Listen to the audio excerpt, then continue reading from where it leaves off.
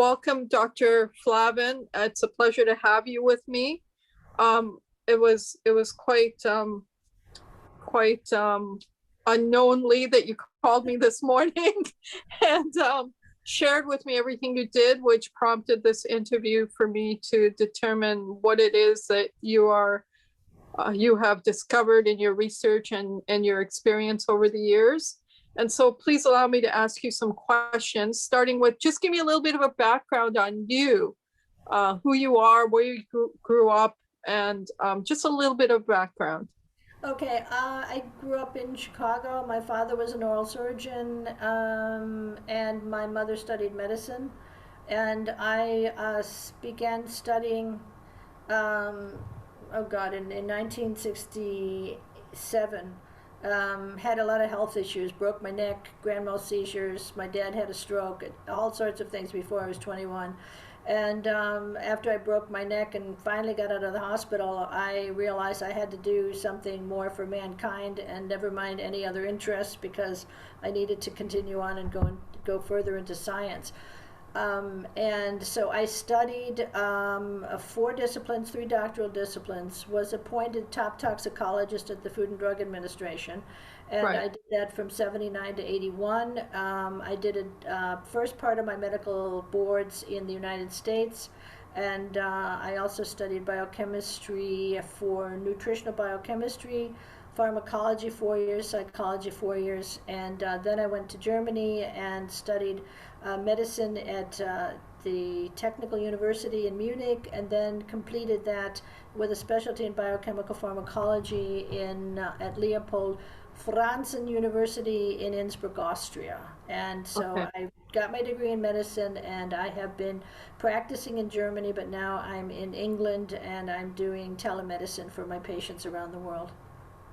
Okay, wonderful. So, well, it runs in the family, the medical background, so it's essentially in your genes, and you're doing telemedic for your clients around the world. Can you speak a little bit as to what that exactly is? All right, yes, I started that several years ago because I realized that I could not see all of the patients personally, and I have been researching cancer for decades, actually since 1979. I wrote my Oh, first that's a long time to be researching cancer.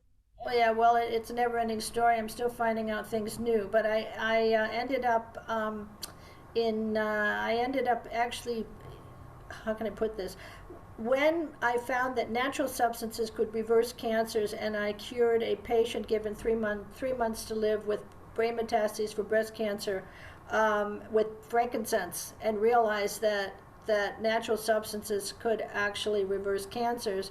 It was in my book, but I was still skeptical. I don't believe anything without proof.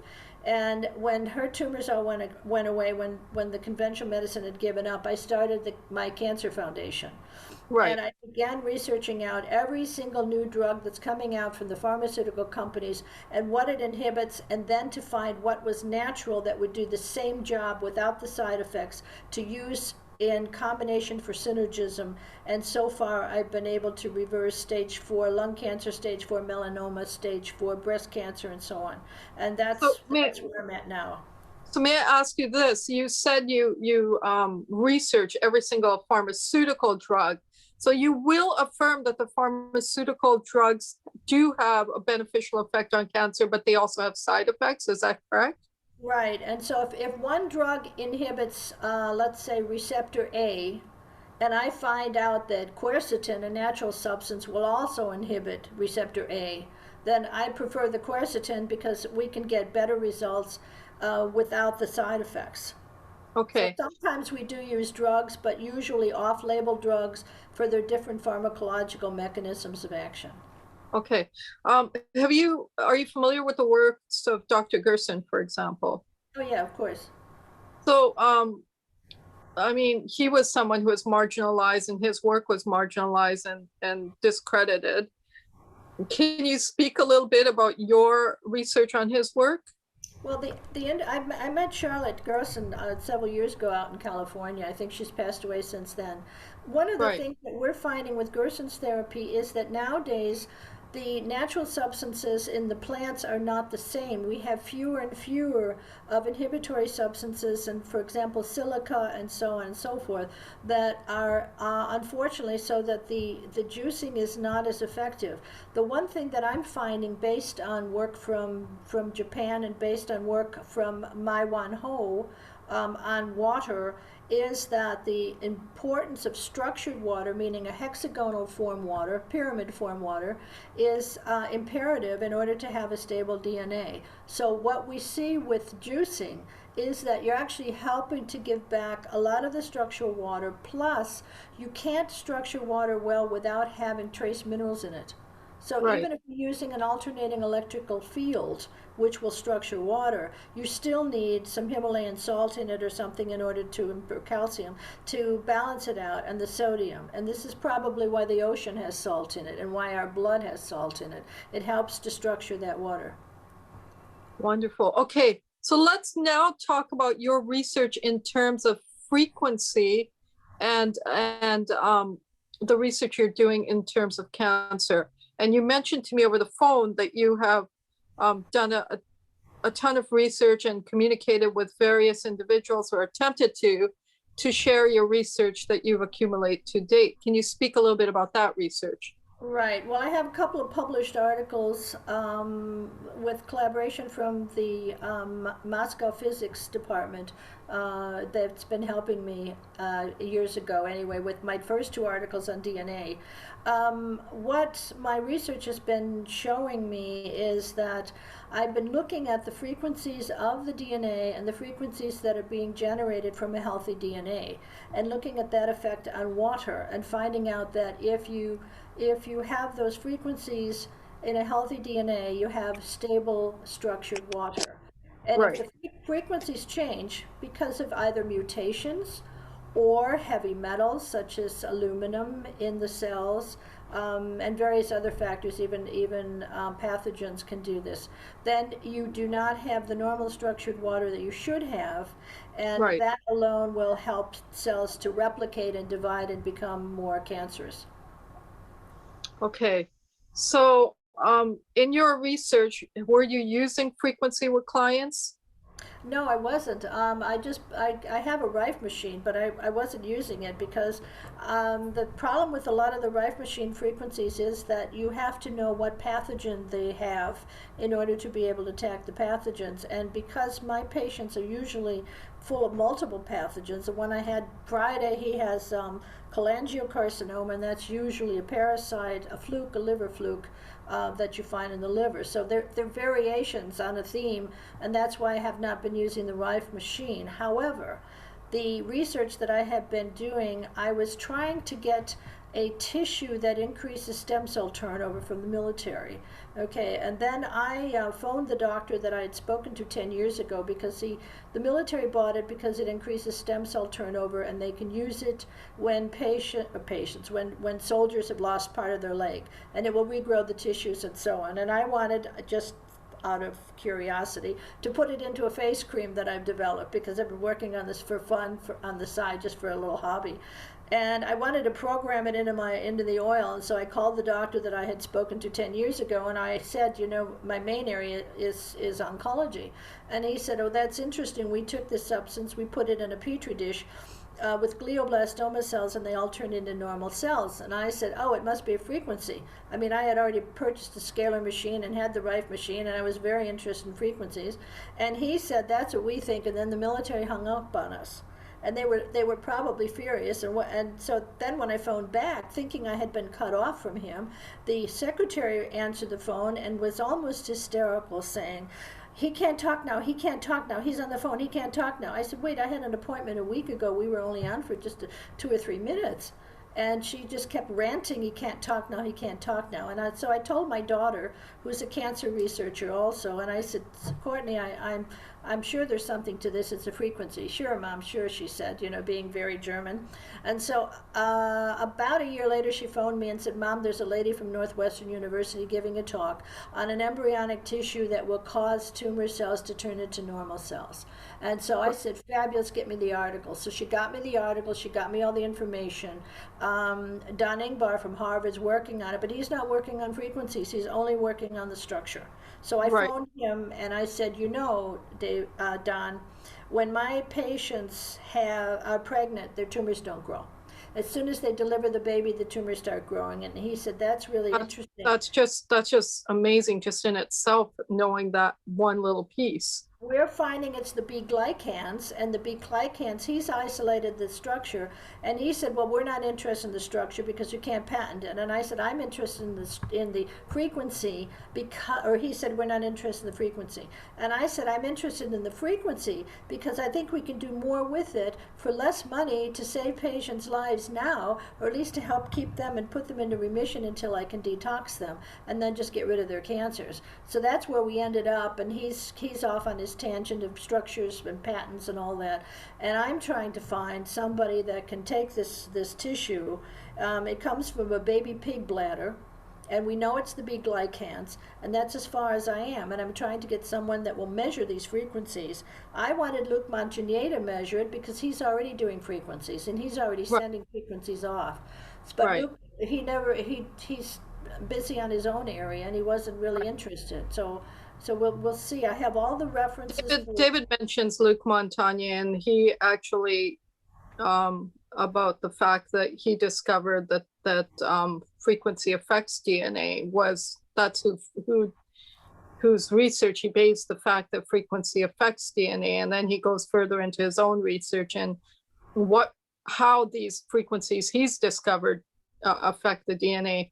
And what's fascinating is they're all frequencies of spiritual origin, not any physical origin. They're not in the standard hearing scale of a human from 20 to 20,000 hertz. They're outside of that hearing range, and so it's difficult to represent to somebody that these frequencies are going to be beneficial to them when you say something like it's the frequency of the Great Pyramid of Egypt, Right.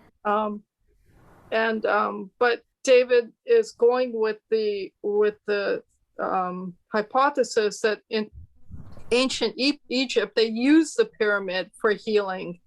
They had devices in there that they used for healing, and his device is a miniature version of Tesla technology, his own research, and an ancient technology that he's brought together to present as a device for this purpose, with multiple cases of it working. Well, Dr. Ibrahim Karim wrote that the frequencies inside the pyramid were F sharp, A, C sharp, D sharp. And when I added those all together, it came to 432, which is what you want to have your, for example, Gregorian chant in the original 432 tuning. Why the hell they changed it, only God knows. But it comes to 528. And I asked a scientist in Canada, what's the frequency from the whole DNA with the histones as a complex? And I said, is it 528? And he went back and looked up all his numbers and said, oh my God, yes, it is. And I said, perfect. What tones did you say? No tone. Oh, F sharp, A, C sharp, D sharp. Right, but after that, you said you contacted somebody and asked him about something, and I couldn't hear that. About the DNA, because he said that the DNA in the whole form of DNA is giving off in a healthy normal DNA in the chromosomes is giving off 528. Right. And he didn't say that. I asked him if he would measure it all up and see what the devil he came to, and so he wrote me back and said, oh my God, it came to 528, and that was it. I didn't hear back from him at all. He probably thinks I'm nuts, or he's realized, oh my God, maybe she isn't. But we know 528 structures water, and we know that the surface of DNA is hydrophilic, and because it's hydrophilic, it structures water, which is what Jerry Pollack has shown. And so the structured water that we're seeing is affected by the frequencies from the DNA. So in a cancer cell, you have a change in the frequencies, either because of contamination from heavy metals and or from mutations in the DNA that's changing the frequencies. Yeah, so David expresses his hypothesis that the frequency actually hydrates the cell. Well, it changes the structure within the liquid inside the cell. Let me put it that way. Right. So it's a roundabout way of saying that it takes that water to put it into a structured form that is then stable, because the Helmholtz Institute showed that water is essential for stabilization of the chiral form of the DNA. Now, Right. if that water is not structured, it's not going to be in a chiral form. Okay. So and from the conversation we had on the phone, your question is whether a crystal can be infused with DNA Right. to put into water to have people drink it to be effective in this in the healing of the tumor cells. Right. Okay. And of So course, I have them shut everything off too. Wi-Fi's off and all of the other business, because we know darn well it's messing them up, and we don't know yet about the 5G, if it's destructuring water yet or not. I have not been able to convince any Jerry Polak to test this out, but we are looking at 5G and its effects on cells. It does increase human cell sensitivity to viral infections, for example. That's proven in Italy at the university. okay. So now you've written some papers yourself that you mentioned to me that are on your website. Can you speak a little bit about those papers? You said you've written two. Right. Well, two are not referenced. One is on hexagonal water, and how hexagonal water is the structural form of the hexagon is dramatically decreased in cancer cells. And the other one is on time travel through tunneling, when I realized by looking at the tunneling in the beryl stone that some colleagues tested and looked at, and then I looked at the DNA I'd been looking at for ages, that it was a superconductor. And then the head of the research at Rutgers took a graphene paper, which is of course made up of little hexagon structures, and she twisted it, and she got superconduction. And I wrote to her and said, did you have the same angles as in DNA, the way it's structured, that you might be getting the exact same frequencies in a spiral form that ends up with quantum physics, where there's no time dimension inside of it, because it's quantum physics and it's altering the entire electromagnetic field within this structure. She never answered me. I have no idea. And I wrote then time travel through tunneling, because I realized that the portals are probably real, and that the black holes are basically frequencies that are spinning, but not spinning in a round circle, but spinning in a spiral with a direction. And Right. in the middle of this is where you can actually have time travel, or no time, speed faster than light, etc. And so when I realized this, it knocked my socks off. And I've asked colleagues all over the world that are in physics working on superconduction. Not one has answered, but I noticed that the Russians are now reading my literature. What I published officially with references is basically on structures and DNA, not on the frequencies, but rather going into structural changes in relationship to increasing in the electromagnetic fields in the DNA by a structural change that picks it up. I'll give a quick example. There's a compound called spermine that is made by an enzyme called ornithine decarboxylase, and that is the rate-limiting step in DNA synthesis. And this enzyme does not reverse in cancer cells. It does reverse in normal cells. What the spermine does is it goes into the DNA and it makes a change in the structure during transcription that locks that DNA into place. And I think it's picking up the electromagnetic fields in there to give the energy for DNA replication. Okay, it's not proven yet, but I've got all the data and everything. And then the next article I wrote had to do with structural changes on DNA in relationship to histones. There was a book years ago by Hanilika that showed that when the histones are not there in DNA, you get nonsense coding. And when the histones are there, you get coding that makes sense. So you can code for a protein or an enzyme or whatever. But if those histones are not there, it doesn't work. And in that article, I actually have a picture of DNA with all the hydrophilic outside of the DNA, which I did Right, not go into detail on water or frequencies because I figured that's too far out for most people. They don't understand it unless they've been looking at this research. right. And so have you been able to collaborate your research with anyone else out there that'll agree with you to so that we can collaborate the effectiveness of what you're speaking of? You mentioned Dr. Kareem, and you mentioned the lady that you communicated with, um, who's done the research on the on the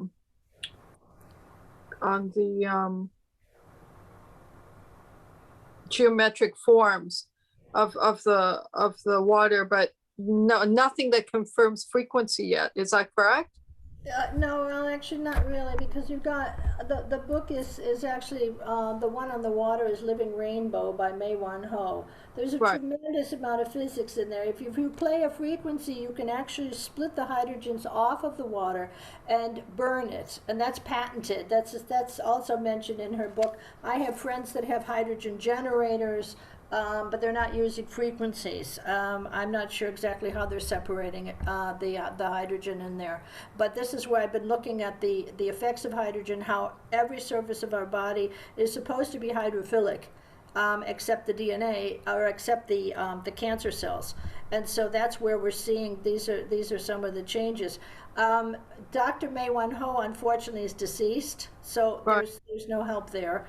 As far as Jerry Polak, I wanted him to test 5G and see if it destructured water. But he said no, he's really not involved in it. He just lost his wife, so he kind of, he's semi-retired. And so I have no one that can really assist me. David Sarita's contention is that his devices don't block 5G or radio waves or anything like that, but when you run his frequencies through his devices, they Yeah. harmonize with those negative frequencies, causing the harmonious effect causes an annihilation of the negative. That's what we need in the whole world, and I'd like to see if we could send this out on scalar waves out to the universe, all over the world, to see if we could do this. I'm not kidding. I think it would work, And it's so synchronistic, and it's so you need solid data to say. But obviously, we haven't built these devices to give anybody data because you need funding to build the devices, and it's a catch-22 in that sense, right? we're funding Professor Fiorinelli down at the Marco University. Marconi University in Rome. We just got 30,000 pounds in to help start funding some of his research because he's working with the 5G and viruses. He's been working on this. They practically killed him with the first article. Nobody wanted to publish it to show Right. that 5G increased the sensitivity of human cells to coronavirus. And that was something that a lot of the powers that be did not want anybody to know about.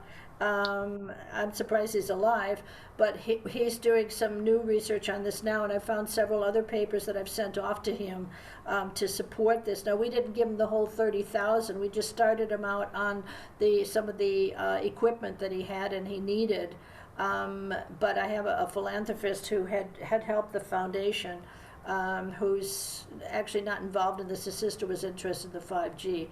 But I think that it's something that does not have to be that expensive to fund to test it. I'm not sure which apparatus he has, but as I said, if you have a frequency that can neutralize the 5G, you should be able to use a scalar wave machine in order to be able to send off those frequencies, according to Konstantin Mail. He's had a stroke since then. I was a member of the scalar group down in Zurich, and they were working on this particular aspect. We've had several meetings, and that's why I bought the scalar machine, but I have a hard time trying to figure out how to put it together. I mean, you guys are the experts on how to put these things together, and I can't even get my stupid Rife machine put together, so I believe you and him are kind of on the same trajectory when it comes to your research, or headed in the same direction from other intellectually. Yeah, right. So like that, he's Yeah, gone from this way and I'm coming from this way. So yeah, yeah, absolutely. And we're already into that, into trying to protect and fund. I'm trying to detox everybody from the chemtrails, the aluminium or aluminum, etc., of toxicity. right. According to Dr. John's book, and that's another one of mine, wherever the hell it is. Dr. John showed that the worst destructor of water in the body. Oh, here it is. The worst destructor of water in the body was basically aluminum. And aluminum will destructure that water, so you won't get that hexagon form with it. And fluoride's the other one. So there you go. So you've got two really, nasty things floating around. And the aluminum is like 300% greater at reversing or at destroying structured water than anything else. And this knocked my socks off because I'm like, oh my God, we're completely surrounded by this. My scientist colleagues down in Switzerland told So, me they're finding it in the water everywhere. so according to David Sarita, like his one of his devices, the wand, is encased in aluminum, and so he That's not a explains. problem.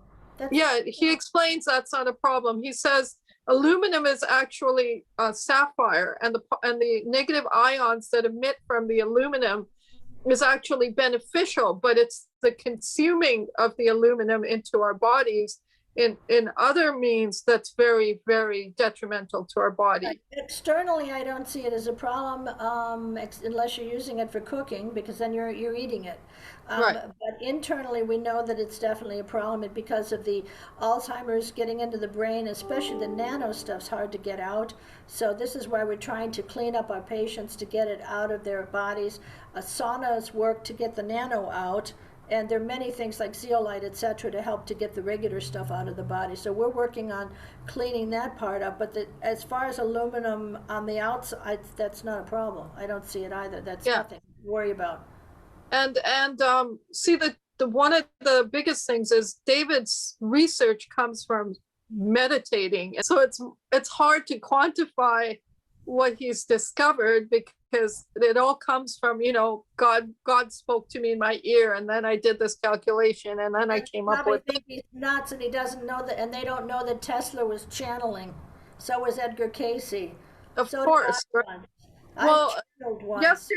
yesterday he gave a talk on the Washington Monument, and how the Washington Monument, its frequency is 432, and how it coincides with the Great Pyramid.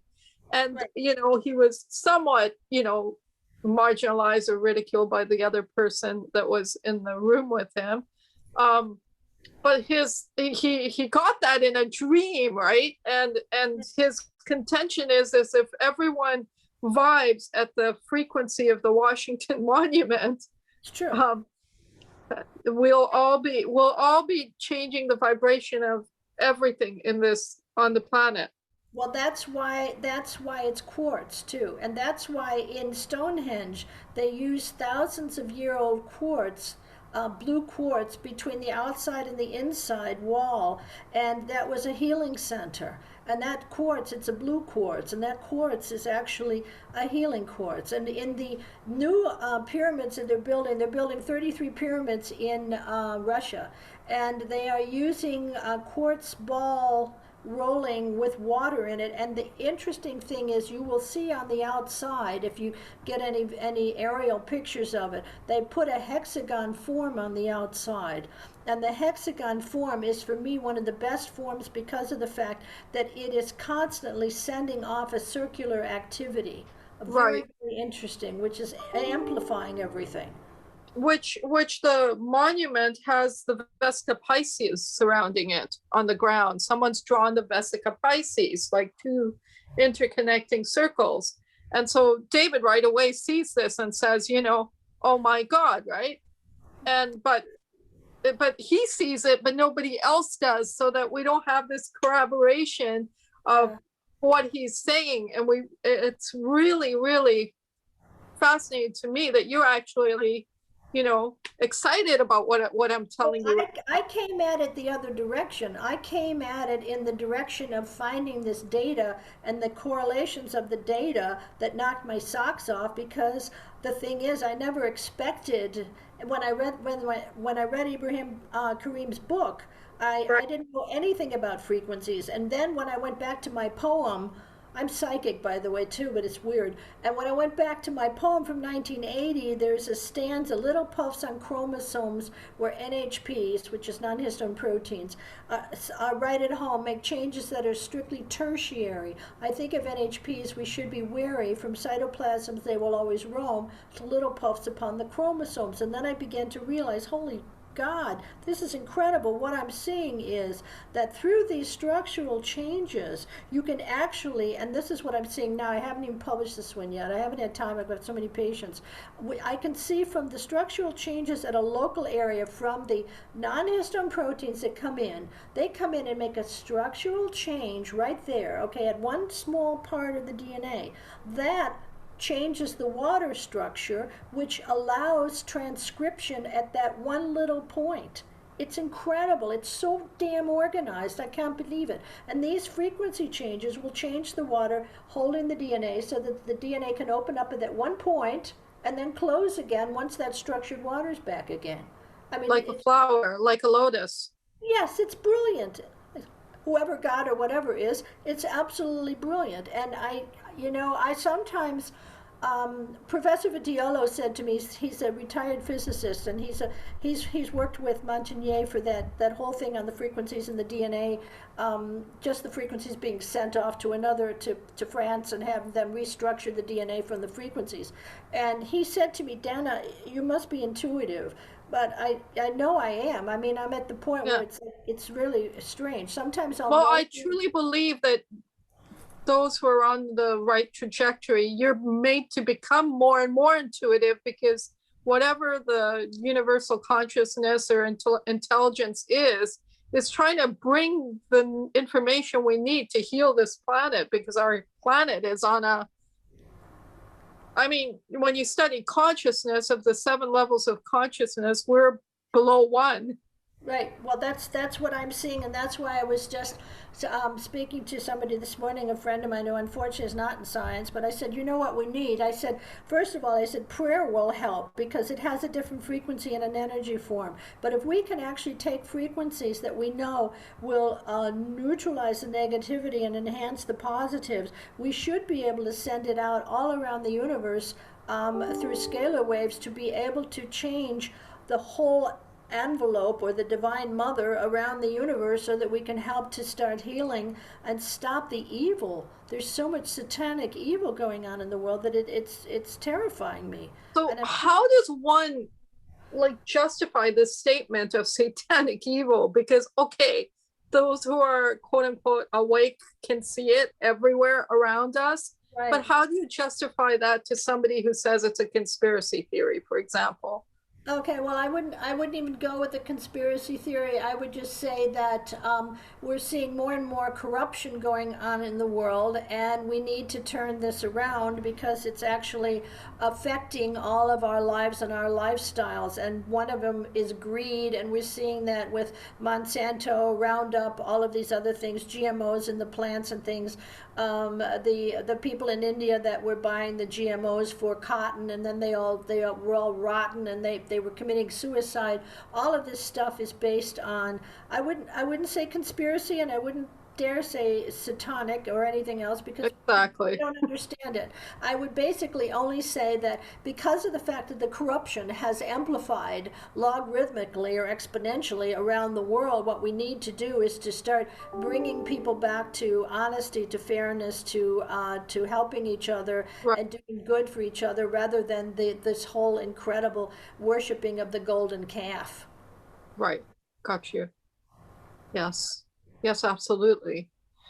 So what would you say are the next steps now? What would you consider the next steps? You contacted me with this passion to communicate with David Sarita and Leonard Horowitz, etc. Let's talk about Leonard Horowitz and what connection you see there. I of course he's studied 432 and 528. We know that he's almost the father of solfeggio frequency and the discovering of that. But talk to me now about the frequency that he's discovered and how you see that being effective to your research, for the sake of the video and the audience that somebody might hear you speak. Right. Well, the thing is, what I'm looking at right now is the stabilization of the basic structure of water within our bodies to keep us at the maximum health level. Right. It's that basic, and that if we don't clean up the entire system, I mean, I'm also a toxicologist, so if we don't clean up the entire system, no matter what you're playing for music, it's not going to help you. If you're completely surrounded by Wi-Fi, cell phones, and everything else, you're going to be altering those frequencies too. So it's something where we have to be able to protect the people from becoming ill, but then to be able to reverse it. My interest, of course, is curing cancer, and I do all the detox to get rid of all of the complications. I tell the patients, test where you're sleeping, get rid of the Wi-Fi and cell phones in your bedroom, turn them all off at night, etc., etc. But the thing is, I know that for actually treating and curing, you can't do it if you do not get that water structured in the body, and we know that those 528 frequencies are structuring the water, and that to me is, you can even take a small battery and structure water with it by alternating fields. This is why the alternating fields.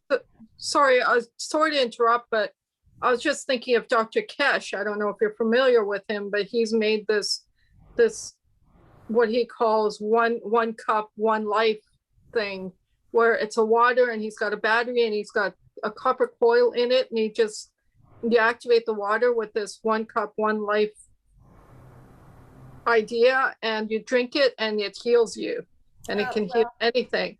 Well, it sounds placebo effect, but it will structure the water. But if you don't clean up your system anyway, it's not going to go anywhere. It's going to go into your body and then become destructured. Right. And that's actually another book that I've been reading. Let me see if I've got it here. Oh no, it's in the other room. It's another book called Dancing with Water.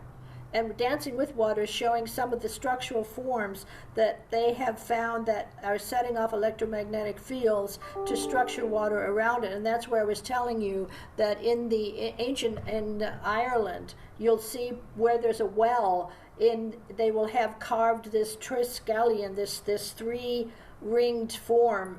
They'll have it carved in the rock next to it. How the hell they knew this, I don't know, but it's been proven that it will structure water, and that there are actually things that will structure the water. Silver helps to keep water structured, by the way, which is very fascinating. So this is where this is a whole other area that I'm looking at, as to just to drink structured water is not going to do it, because if your body's contaminated and those cells are not vibrating properly, they have heavy metals in them or parasites or pathogens, the vibrations, the frequencies are going to be different, and it's not going to structure water. So just by saying, oh, well, if you just drink this, you'll be fine, you might have a placebo effect. Maybe it's here.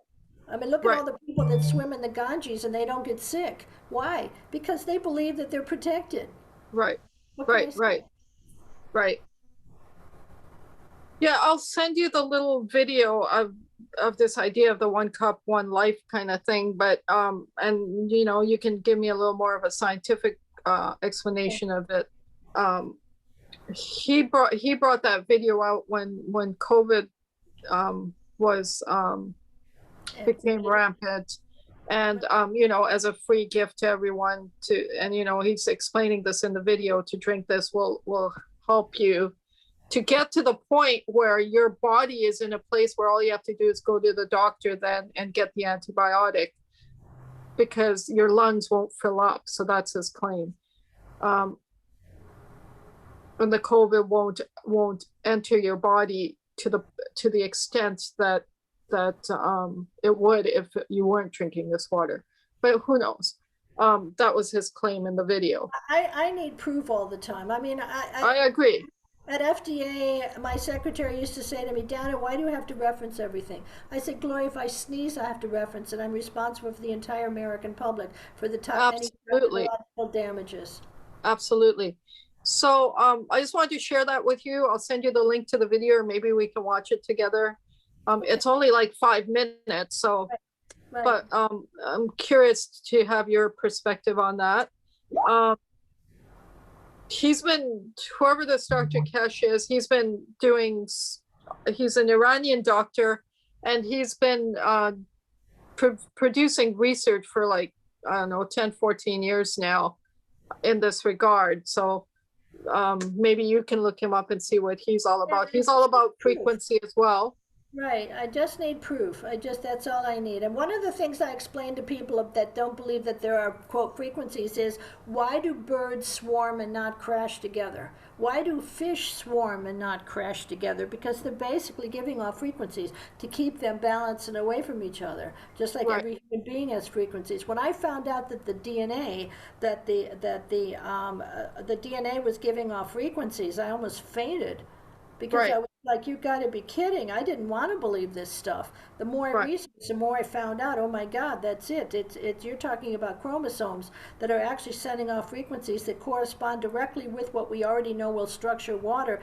And the Helmholtz Institute says water is stabilizing the DNA, and you're seeing this all screwed up in the tumor cells because of Dr. John's research showing only 20% structured water in the tumor cells. And it's like, oh my Dr. John who? his name is Mick John. Okay. He's a professor. He's passed away since then, but he's the one that wrote this, where he was showing in this one that the water structure can be made by just using an alternating electromagnetic field. I mean, Tesla must have known this. They banned this work in research in Germany in the 30s because it was competition with the drug companies. And what they were finding was that these alternating frequencies were actually curing cancers and helping to reverse cancers. And that was competition with Henkel and all the rest of the big companies in the 30s. So they actually pushed that out the door. I saw tumors going away on this, etc. I've seen a lot of the old literature. It's amazing. So the question I want to ask right now is, our body is very intelligent. And so when it's being bombarded with 5G and other frequencies, we've seen it heal itself in numerous ways. Does it not recognize? Is there no evidence of the physical body restructuring its mechanisms to deal with some of these bombardments that we're giving it? Is there any such research in that regard? Well, I'd have to see how far we get with our research down in Italy, in Rome, with Professor Fiorinelli and some of these other people. Basically, they've only been looking at the effects on human skin cells, showing that they're sensitive to coronavirus with 5G. We do know that the 5G is creating, from Dr. Martin Paul's work, PALL. He's, I think, in Nebraska or Oregon, and he's written a book on. I had a long talk with him, and he was telling me that the 5G mechanism is actually the same mechanism that I discovered back in 1994, where I published A Common Enemy in Viral Infections, and I was able to cure mononucleosis hepatosplenomegaly in children in 24 to 48 hours. The first child was the son of the director from Essex Pharma. The second child was the grandson of the head of anesthesiology. And the third child was the son of a colleague of mine up in northern Germany whose spleen was ready to burst, the liver was toxic, and the child was cured in 36 hours, the last one. First one was 24 hours. So I patented all of this because I figured out the mechanism is through a compound called peroxynitrite. It's exactly what destroys the lymphocytes in HIV. And I've taken HIV patients that were going into AIDS and been able to stop the destruction of the lymphocytes, and shift it back to HIV positive without any AIDS, so that they could live a normal life. And that's based on peroxynitrate, and that's an enzyme. That's a compound that is generated from two toxic enzymes in the body. Okay, that's basic.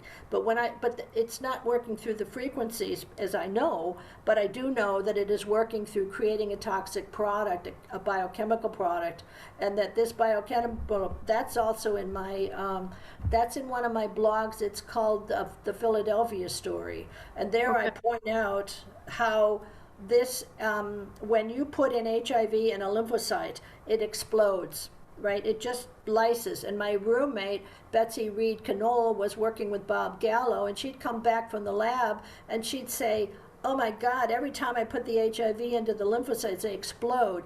And it wasn't. That was in 1974. And then years later, when I began to find out that superoxide radicals were working with nitric oxide together, and that they then created a very toxic product, that was 1993, I think, or four. I published an article called A Common Enemy in the New Zealand Medical Journal. And then 6 months, no, 3 months later, Dr. What's his face, his son, Choller, Werner Choller's little boy, was seriously ill and his spleen was ready to burst. And Werner said, oh my God, I heard you had a treatment. And I said, I don't know, Werner, I just published my theory 3 months ago. And I was freaked that maybe I was stopping all the toxicity that the virus would grow. Later on, I found out that one of the compounds that I had added was increasing the release of interferon, and I was increasing the efficacy of interferon. So I actually patented that years ago, tried to get it on the market last spring without any success, because the guy who licensed my product is sitting on his tail in Canada and has not moved. It's a natural combination of natural substances that does it, but I can't get it marketed because this idiot is not moving fast enough, and I don't know what else to do. If I could get that marketed, I would fund your research. That would be no problem whatsoever. But I have to see how the hell can I get this product out. It's been published, it's been proven. We already know that it works to reverse viral toxicities, et cetera, and we know it'll work in corona and all that. Corona is over, but you know, for anybody who's hysterical, they can always take that and it'll help support them. Right. I hear you. Okay. I'm running out of questions to ask. I don't know what trail to go on next, other than it sounds like we need to get you in touch. Maybe a group meeting between you and Dr. Leonard Horowitz and David Sarita would be beneficial. I think so. Yeah. Have you had the opportunity to talk to Dr. Horowitz yet? No, no, not at all. Not at all. I sometimes feel like I'm an island, and the thing is, the only people that have even come close to understanding me is the woman that is the head of research on physics in Moscow. She helped me with my first paper, and I just saw that she's been reading my papers on ResearchGate, which is good because I reference her too, because her work's excellent on DNA. But as far as going into the frequencies and what I see, like I said, I'm practically psychic anyway, and sometimes it's like I know this stuff, and then I have to prove what I already know. You Right. remember the movie, The Man Who Found Infinity? Yes. Right. Well, I feel like I'm there, and I have. Yeah, it's like, okay, I know this stuff, but then I have to prove it. Or it's like I'll just suddenly think, wait a minute, what about this and this and this? Or it'll suddenly just open up And like same with David. He just either God talks to him, or he's meditating, and after the meditation, a calculation comes to him, or Right. now it's time to calculate the measurements of the Washington Monument, right? Which is what happened when the incident happened at the Capitol. Right after that, he's all of a sudden calculating the I understand. That's why I get off on my tangents. And it was like, oh God, I was reading all this and listening to David's talk this morning. And I thought, I'm supposed to be finishing up with this guy with the cholangiocarcinoma. I've got a bunch of treatments for him. It'll all work. I know. Also, you were at the talk this morning when we were. I just found something on, no, I just found something on that came to me on while I was looking up David. It came, how did I find it? I don't know. And which specific talk was it, if you don't mind me asking? It was, wait a minute. I sent it to somebody, in fact, because I said, you got to listen to this. This is amazing. And I sent it to somebody who has 3 pyramids in his backyard, and he's measured out the pyramids to be exactly the measurements that they should be for the pyramids. He knows, he's a doctor, he's a physician. He's not a physicist. He is, here it is. So that's what we really need. We need medical doctors to collaborate with David so that we can have. Exactly. I sent this to this guy this morning, Eric. Okay, Eric is He studies 432. Eric Dillwood is out in he's got Dillwood. the pyramids. No, he's got the pyramids. Okay. I sent it. This was what I sent him.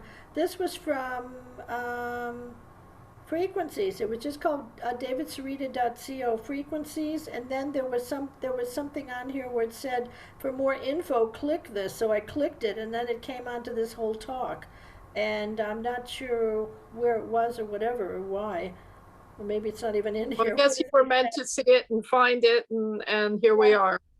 Right, and whatever, and I looked it up, and I thought, oh my God, I know this is right.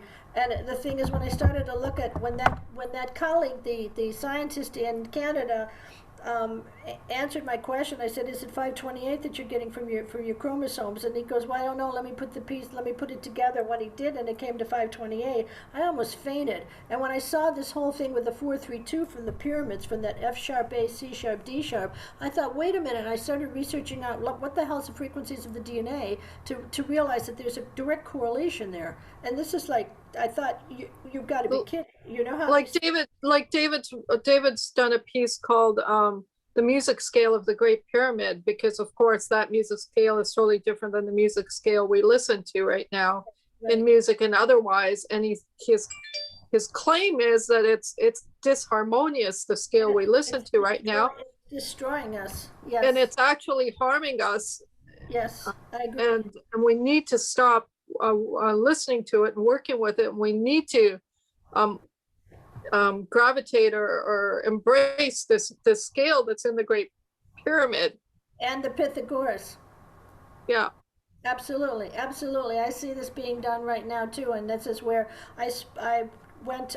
There's a filmmaker that wanted to actually film me with Dolores Cahill, and I said, no, I don't want to make myself a target. Dolores Cahill is trying to prevent the vaccine damage, and I've written up a inhibitor for the cytokine storm, because it's the cytokine storm that I'm concerned about, and so she, plus the nanoparticles and all the rest of the madness that's going on. And I'm trying to see what can we do. And I said to him, I said, the 432 is the wrong tune, or is the right tuning for music. And he said, that's right. They're now tuning pianos in 440. They shouldn't. And I said, I know they shouldn't. They're really messing this up. But how to get the world to realize it? I think the only thing you could do would be to play frequencies with an animal model. You couldn't have them in a metal cage. You'd have to have them in a glass cage without any quartz in the glass. That's a problem. That's what Pop showed. Pop showed that if you killed a plant and had another plant next to it that was in a quartz glass, the other plant would not die right away. If it were in a regular glass, it would die right away. But if it were in a quartz glass, it would take 12 hours, and it would pick up those frequencies in that quartz glass and kill. Right. And so this is something that I saw years ago when I was looking at photons, frequencies, and so on in relationship to the photons. And so I've been basically skirming the entire surface of all this stuff, not even knowing why, but being incredibly curious about it. But as I said with the psychic stuff, I once channeled in front of the professor for gynecology with 10 students around me, and I didn't know what happened. All of a sudden everything went blank, and this voice came out of me and says, in German, she has a leiomyome. And my girlfriend's now a psychiatrist, one of my friends that I studied with. And we walked out, and he said, that's right, it's a leiomyoma. What else could it be? And then everything was clear again. I could see everything. Scared the bloody hell out of me. I majored in psych when I was in the university. And I'm like, wow, this is parapsychology at its extreme. And when I walked outside, she looked at me and she said, what the heck happened in there? You were in a trance.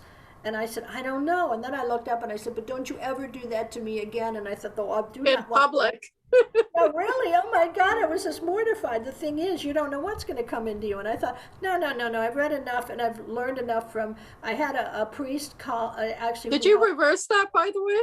Well, I don't know. The thing is, it just went away. But I prayed to Pater Fermentius when this is like confidential, but I had I picked up the frequencies of a fungal infection in a patient 12 hours before he got them. Okay, I was doing hand healing from Mary Brennan's book on hand healing, and I had all this burning in my throat and esophagus, and his wife said, no, he doesn't have anything. And the next morning she phoned me Saturday morning, and she said, Dana, Walter's got a fungal infection in his throat and esophagus, and Dr. Theobald says it's a candida, so he's going to come and treat him. And I had this 12 hours before and suffered all night long. So that monk had died years earlier, and I had met him when I picked up a feeling of a stone under my liver for a patient who was diagnosed as psychosomatic. And I said to my friend, who's the psychiatrist now, no, it's under her liver, it's under her liver. And the next day I phoned the head of medicine, and I said, I left a message for Professor Hansen at LMU, or not LMU, at Technical University. And I said, the woman that was examined yesterday does not have a psychosomatic illness. It's under her liver. And this was on his answering machine. So he phones me back about 2 hours later. I said, she's got to be examined again. And he phones me back and he says, typical German, colleague, calm down. We found a stone. And I said, oh, she must be delighted. And his answer was, I don't know if she's delighted or not, colleague, but we are content. And so I had actually felt on my body the stone that this woman had in hers, right? So, I mean, this was weird. So I go out to this monk, because this friend of mine was a pharmacist, said, you know, you got to talk to Padre Fermenzius. Okay, so long story short, he said, pray more. So I'm like, yeah, I pray all the time. I pray when I go jogging. I'm always praying. And so that was the last I saw of him. And then when I got the symptoms all night long and burning, I prayed to him and I said, look, can you help me? I said, I don't know why I'm getting these symptoms. If it's helping my patients, I accept it. It's my vocation, but do I have to suffer so long? So what happened was I dreamt I had a cross in my right hand. Now, I've been everywhere. I've been to temples and mosques and all of this. I mean, for me, religion isn't important. It's the worshiping and prayers that are important. That's all that really counts. So I end up dreaming I've got a cross in my right hand. I tell all my patients, and they all give me crosses. And my daughter says, you know, Mom, you're nuts. And I'm like, no, it was so real. It was so real. So 2 months later, a friend of mine who's a psychiatrist said, why don't you go out to the graveyard and ask a monk, see if you can find the cross? So I said, well, you know, you're nuts, but they're going to think I'm crazy. And I did anyway. I went out there and I asked this monk, and he said, oh, his brother wanted something in memory of him. So I sent him a nail file kit. And so I said, well, can you look for the cross? And so meanwhile, I've got all these thousands of crosses at home. And I said, no, it's just a plain wood and a silver Jesus. It's very simple. And so 4 days later, I get a box from the monastery. I got to show you the picture, okay? Now, please, it's confidential before I put it in a mental institution. All right. So this is... Well, here, oh my God, that's beautiful. And this is Pater Fermenzius. I have a picture of him. When I opened up this box and saw this cross in there, the one I had dreamt, I didn't know whether to faint or burst into tears. I was in shock. And my daughter came home from high school, and she looks at the cross, and she looks at me, and she says, boy, Mom, sometimes living with you is really weird. And I'm like, you know, I mea culpa, domine non sum dignus. I said, I don't deserve this. I said, I was always thrown out of religion class in high school because I said, well, how do you know she was a virgin? And who cares? And all of this stuff. And I just got the hell from the nuns beaten out of me. But I thought to myself, if you don't question, you will never learn. And this is why I've been questioning my entire life. And if there is nothing wrong with questioning. Well, if we can help people, mankind, first starting with individual patients from what David's doing, what I'm doing, and combine that somehow, but then to be able to save this planet and this world, I mean, please, God, I'm doing everything I can to fight for mankind, to do it as surreptitiously as possible so that I'm not a target. So I wanted to share a story with you, and maybe it's synchronous, or maybe you can help me. Again, it's confidential from my part, but I've been staying with my parents for the last couple of months because of COVID, and they needed help. My dad's in a wheelchair, and he can't lift his arm. So I'm like, God, let me help him, right? Like, you know, I have David Sarita's technology. I understand frequency. Let me help him. And the next day, my arm, and ever since then, is lifting. Okay. And so I get this feeling that God's trying to show me something or tell me something, but I haven't got a clue what it is to be able to help him. And every day it feels like I'm supposed to be paying attention to the arm, but I'm not getting it. I'm not getting what the answer is or what it is. And I can't get through to my father because he's closed minded about the whole spiritual aspect of David's technology to be able to use it. But I'm Right. getting the download that I don't even need to use the David Sarita technology if I just pay attention to my arm. Well, yeah, I would say if you tell your father, just tell him because you know the power of the mind that Yes, massage is helping him, and just give him a massage there.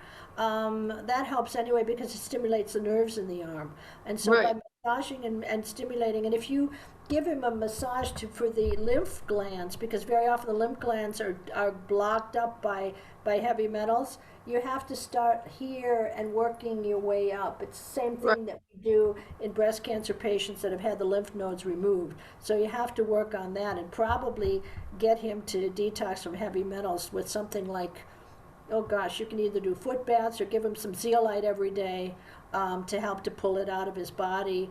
And make sure he gets enough trace minerals to replace any trace minerals that are taking out of his body, and that might be able to help him right there. But I right. understand where you're coming from because Like you're in the same frequency wavelength as your dad, so you're picking up his genetic. imprint, Great, amazing, right? And wow.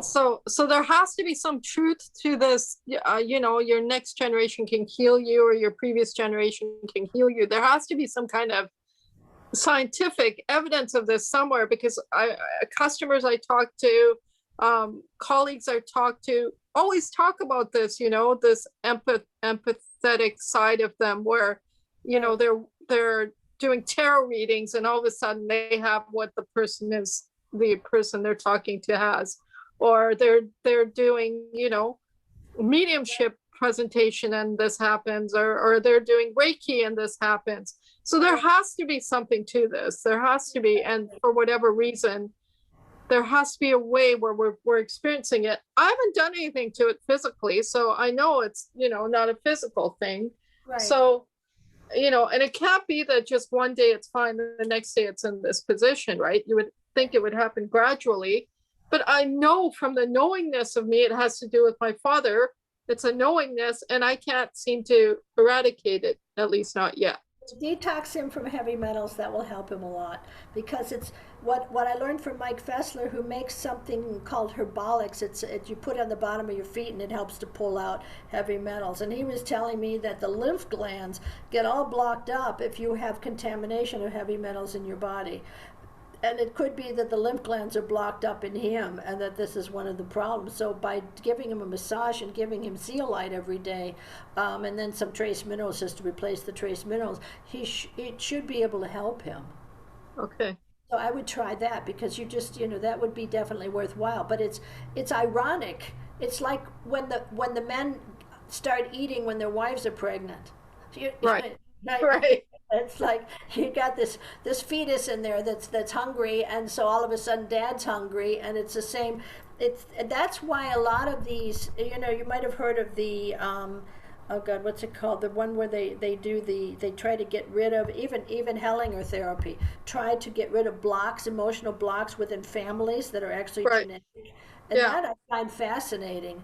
Well, Um, I don't know if you've heard of German new medicine. yes, I have. So I interviewed a couple of people that practice German medicine on clients, and a couple of them are medical doctors, and they don't want me to share their interviews, but they categorically admit that there's an emotional block that's holding the disease up, and that wherever the tumor is in the physical body, they can eradicate that tumor with the emotional healing. But then what happens is a tumor forms in the brain in the exact location that's representative of wherever it is in the body, and that tumor also has to be eradicated. When both of them are eradicated, that's when the cancer's gone. Wow.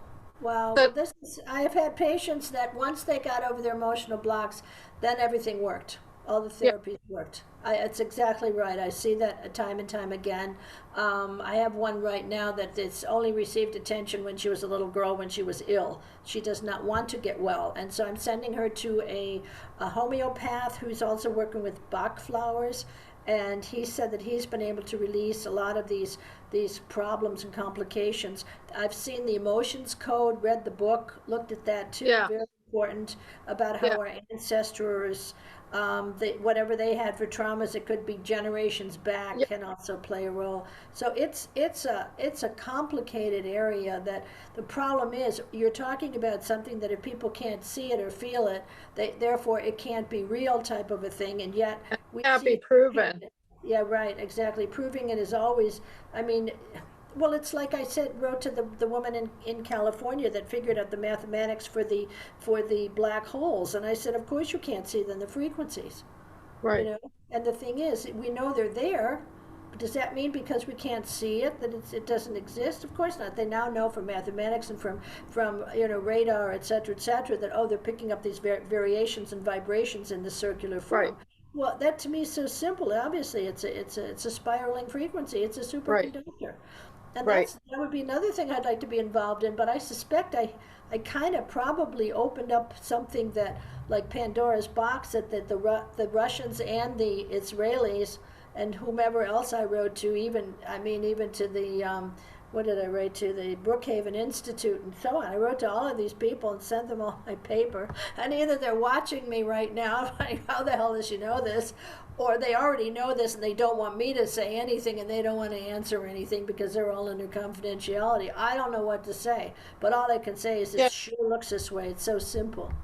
it's hard, right? And it feels like the information is being suppressed, or when any kind of natural healing or frequency healing, or anyone seems to want to divulge any type of healing that's natural that can cure these fatal diseases in humankind, there seems to be some kind of block. It's called money. It's also called greed, and it's just But it, terrifying. It's but the true. fact is that those who quote unquote are greedy or concerned about the money are also human. I'm not quite so sure. I'm beginning to wonder, are they really human or not? I mean, I've seen things, this is, I'll tell you, my ex-husband was so jealous when I cured Werner Choller's little boy of hepatosplenomegaly in 24 hours. And Werner invited us to dinner, and my ex-husband was a director at Roche. And Werner said to me, Dana, you saved my son's life. And I said, well, I know, Werner, but if you hadn't known what the hell I was doing, you never would have given him all the stuff I recommended. And I get home, and my husband hadn't said a word all night. And I said, well, gee, Brown, you didn't say anything. What do you think? And he Right, says, it was probably a spontaneous remission. And I thought, right. ah, come on. And then when the next child was cured and the next child was cured, and the one that was from northern Germany, Dr. Steinrock, he came down to visit me in Bavaria with his friend Dr. Gehrman. My husband wouldn't even go to dinner with us. He wouldn't even talk to these guys. I mean, it was so ridiculous. All I wanted to do is save lives. And then when I cured the lady with the brain metastases who was given 3 months to live, and I put her on Boswellia and changed her diet and detoxed her, and in 3 months she had no more brain metastases, and the And university so put 3 months seems to be this magical number, because we find with David Sarita's stuff, if somebody follows the protocol of the frequency, it's usually within 3 months that there's some kind of solution. That's amazing, and I don't know why that is either. I mean, she had Herceptin positive, estrogen positive. They had her on everything and chemo and radiation and all the spiel, and they finally just said, put your things in order. You're gonna die in 3 months. And she had a little 6-year-old daughter, and so when she came to me, I had just somebody serendipitously had given me a pile of papers on frankincense. And I mean, what the hell did I know about frankincense? So I started reading everything about gliomas and frankincense and Yeah. boswellia and all that jazz, how it inhibited two major enzymes, blah, blah, blah. And I put her on that along with my protocol that I had already put together from all my research. And when she came back 3 months later holding an angel and crying and an x-ray, and I'm like, oh God, they grew. And she goes, no, they're all gone. The radiologist said, I never tell the patients anything. I leave it up to the oncologist, but I've never seen anything like this in my life. So I published that on the Journal of in the Journal of Neuro-Oncology back then in 2001, I guess it was, or 2006. But that's why I ended up starting my cancer foundation, because I was like, why couldn't God give me some chemical where I'd make a fortune, keep him alive for another year or two, and I could get a beautiful villa in southern Italy or southern France. Instead, it's frankincense. It's in the Bible. It's as old as the hills, thousands of years ago. I mean, how the hell? And I thought, okay, well, if you're going to lead me down this path, then I'll follow because it's not my decision, it's yours. So there you are, and this is why serendipitously Well, it was Gary Young who discovered that too, right? With Young Living, that frankincense cures cancer. yeah, it's amazing. I mean, the brain metastases all go away. And this is where I think that one of the reasons that I was not able to contact you or Horowitz or anybody else in the past was I wasn't far enough yet. I had not read enough yet. And I think that there's some sort of a plan where they say, okay, Dana, you're going to read this, you're going to read this, you're going to read this, you're going to research I this. believe that too. And it's like they wait until it's the right time, and it was not the right time. And No, they wait till the last freaking minute. yes, yes, yes. When when you're hanging by a thread, and Yes. it's like, I, oh I no. figured that out now over the years that, when you have a desire or passion or, working on something that you need to get the answer to, you get the answer, but it's at the last minute of you like ready to throw in the towel kind of thing. I know it's like, okay, let's see how much this person can take, and It's like a test of faith. it is. It is. If you It's give like up, a then test you of don't faith. get it. Right, and it's like, oh, please, God, don't. And I thought somebody told me once, oh, when you die, you'll know everything. And I thought, oh, great, then I'm not going to worry about dying because then I'll know everything. And then when I found out that that's not the case, I was like, oh my God, I've got to learn everything in this life. And they Right. said, well, you have to be able to do all you can in this life because otherwise you'll have to come back and do it all over again. And I thought, Right. oh God, can't I just help cure mankind in the world? I mean, is this is it is rocket science, but it's something that it is all within our reach, our grasp, and our intellects.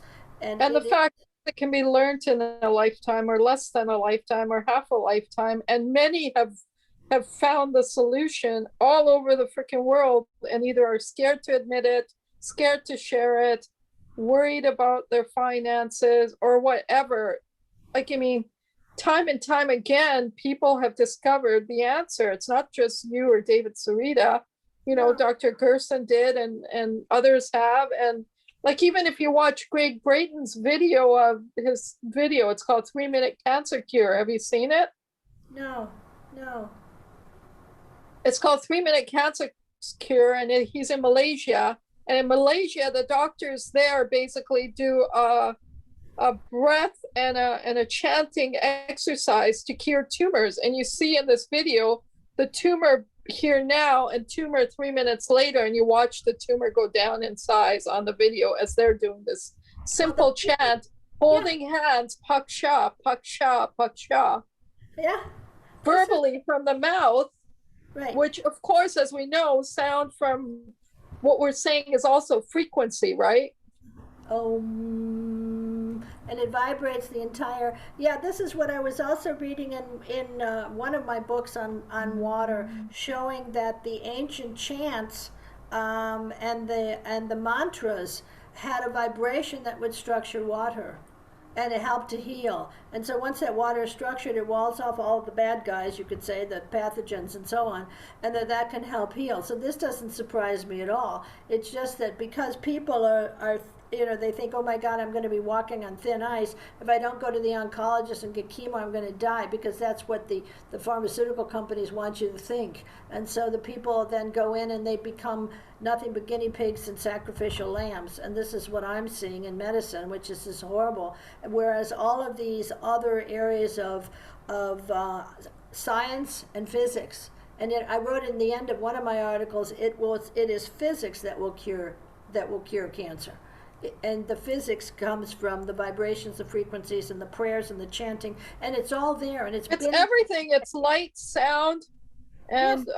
it's everything. It's anything actually can cure it. It's because all of it boils down to the cellular level, to the atomic level, right? As soon as you get there and are working from there, anything can cure it as long as you have the recognition and the research and the backing in your mental capacity to be able to um,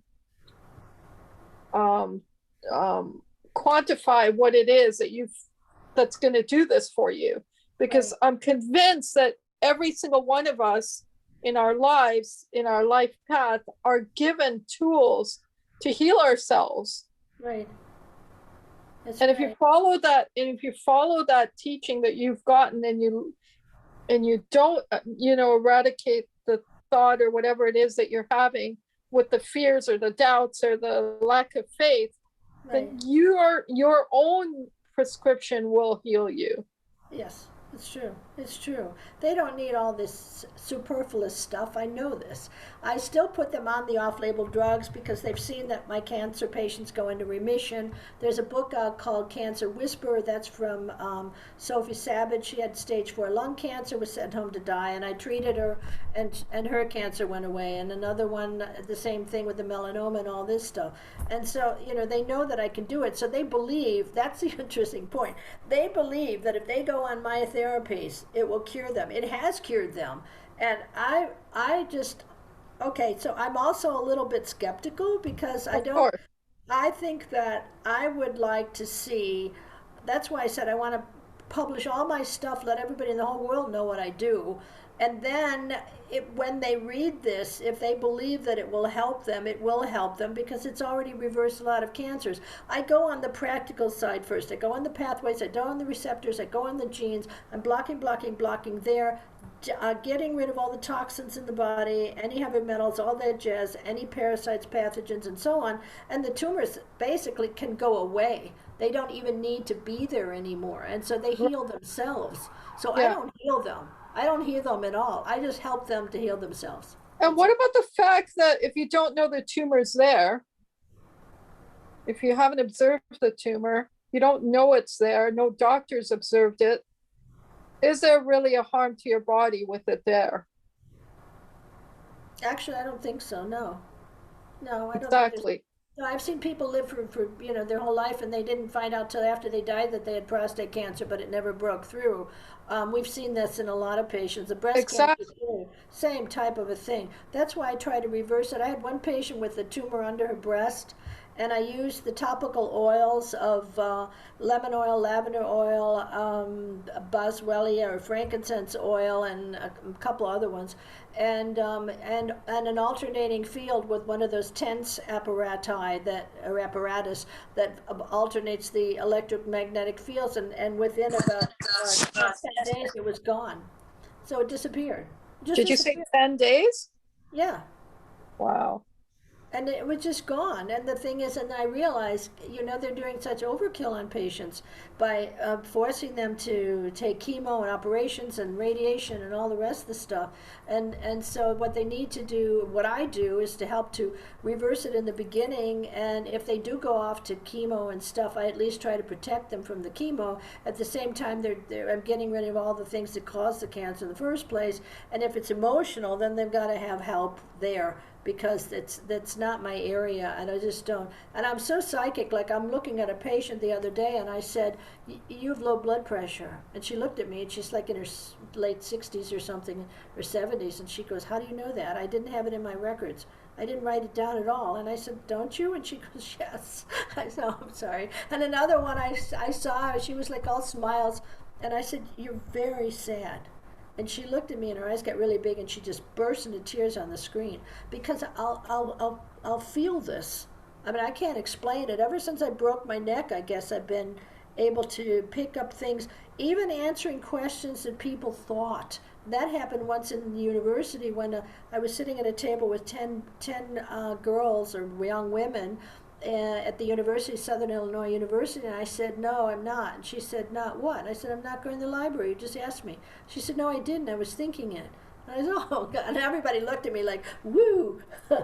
Right. keep her away Right. from me. And I was like, oh God, what do I know? I mean, it happens. Or before my mother died, 4 weeks before she wasn't even in the hospital.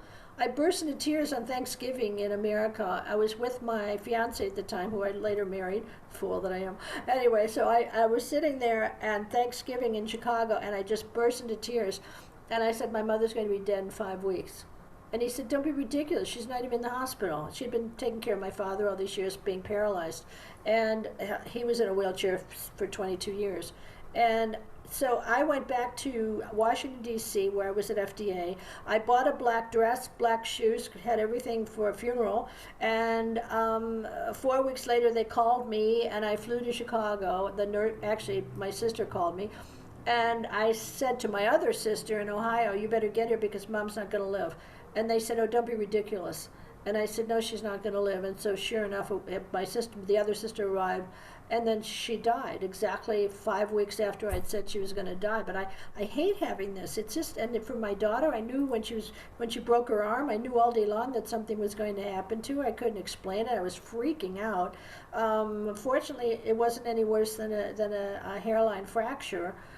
Probably abused from the au pair, whatever the hell it was. But these are things that, for whatever, and when I say prayers and ask Pater Fermencius for his help, I'll say, help me to help others, help me to help others. And that's the whole thing. That's what my life's all about. Having gone through what I went through before I was 21, and seeing all those patients in the neurology department with either brain tumors or quadriplegic, seeing my own father paralyzed since I was 15, and me having a breast tumor when I was 20, and grand mal seizures when I was 15. I mean, I was like, a junkie in high school from all the medication that they gave me.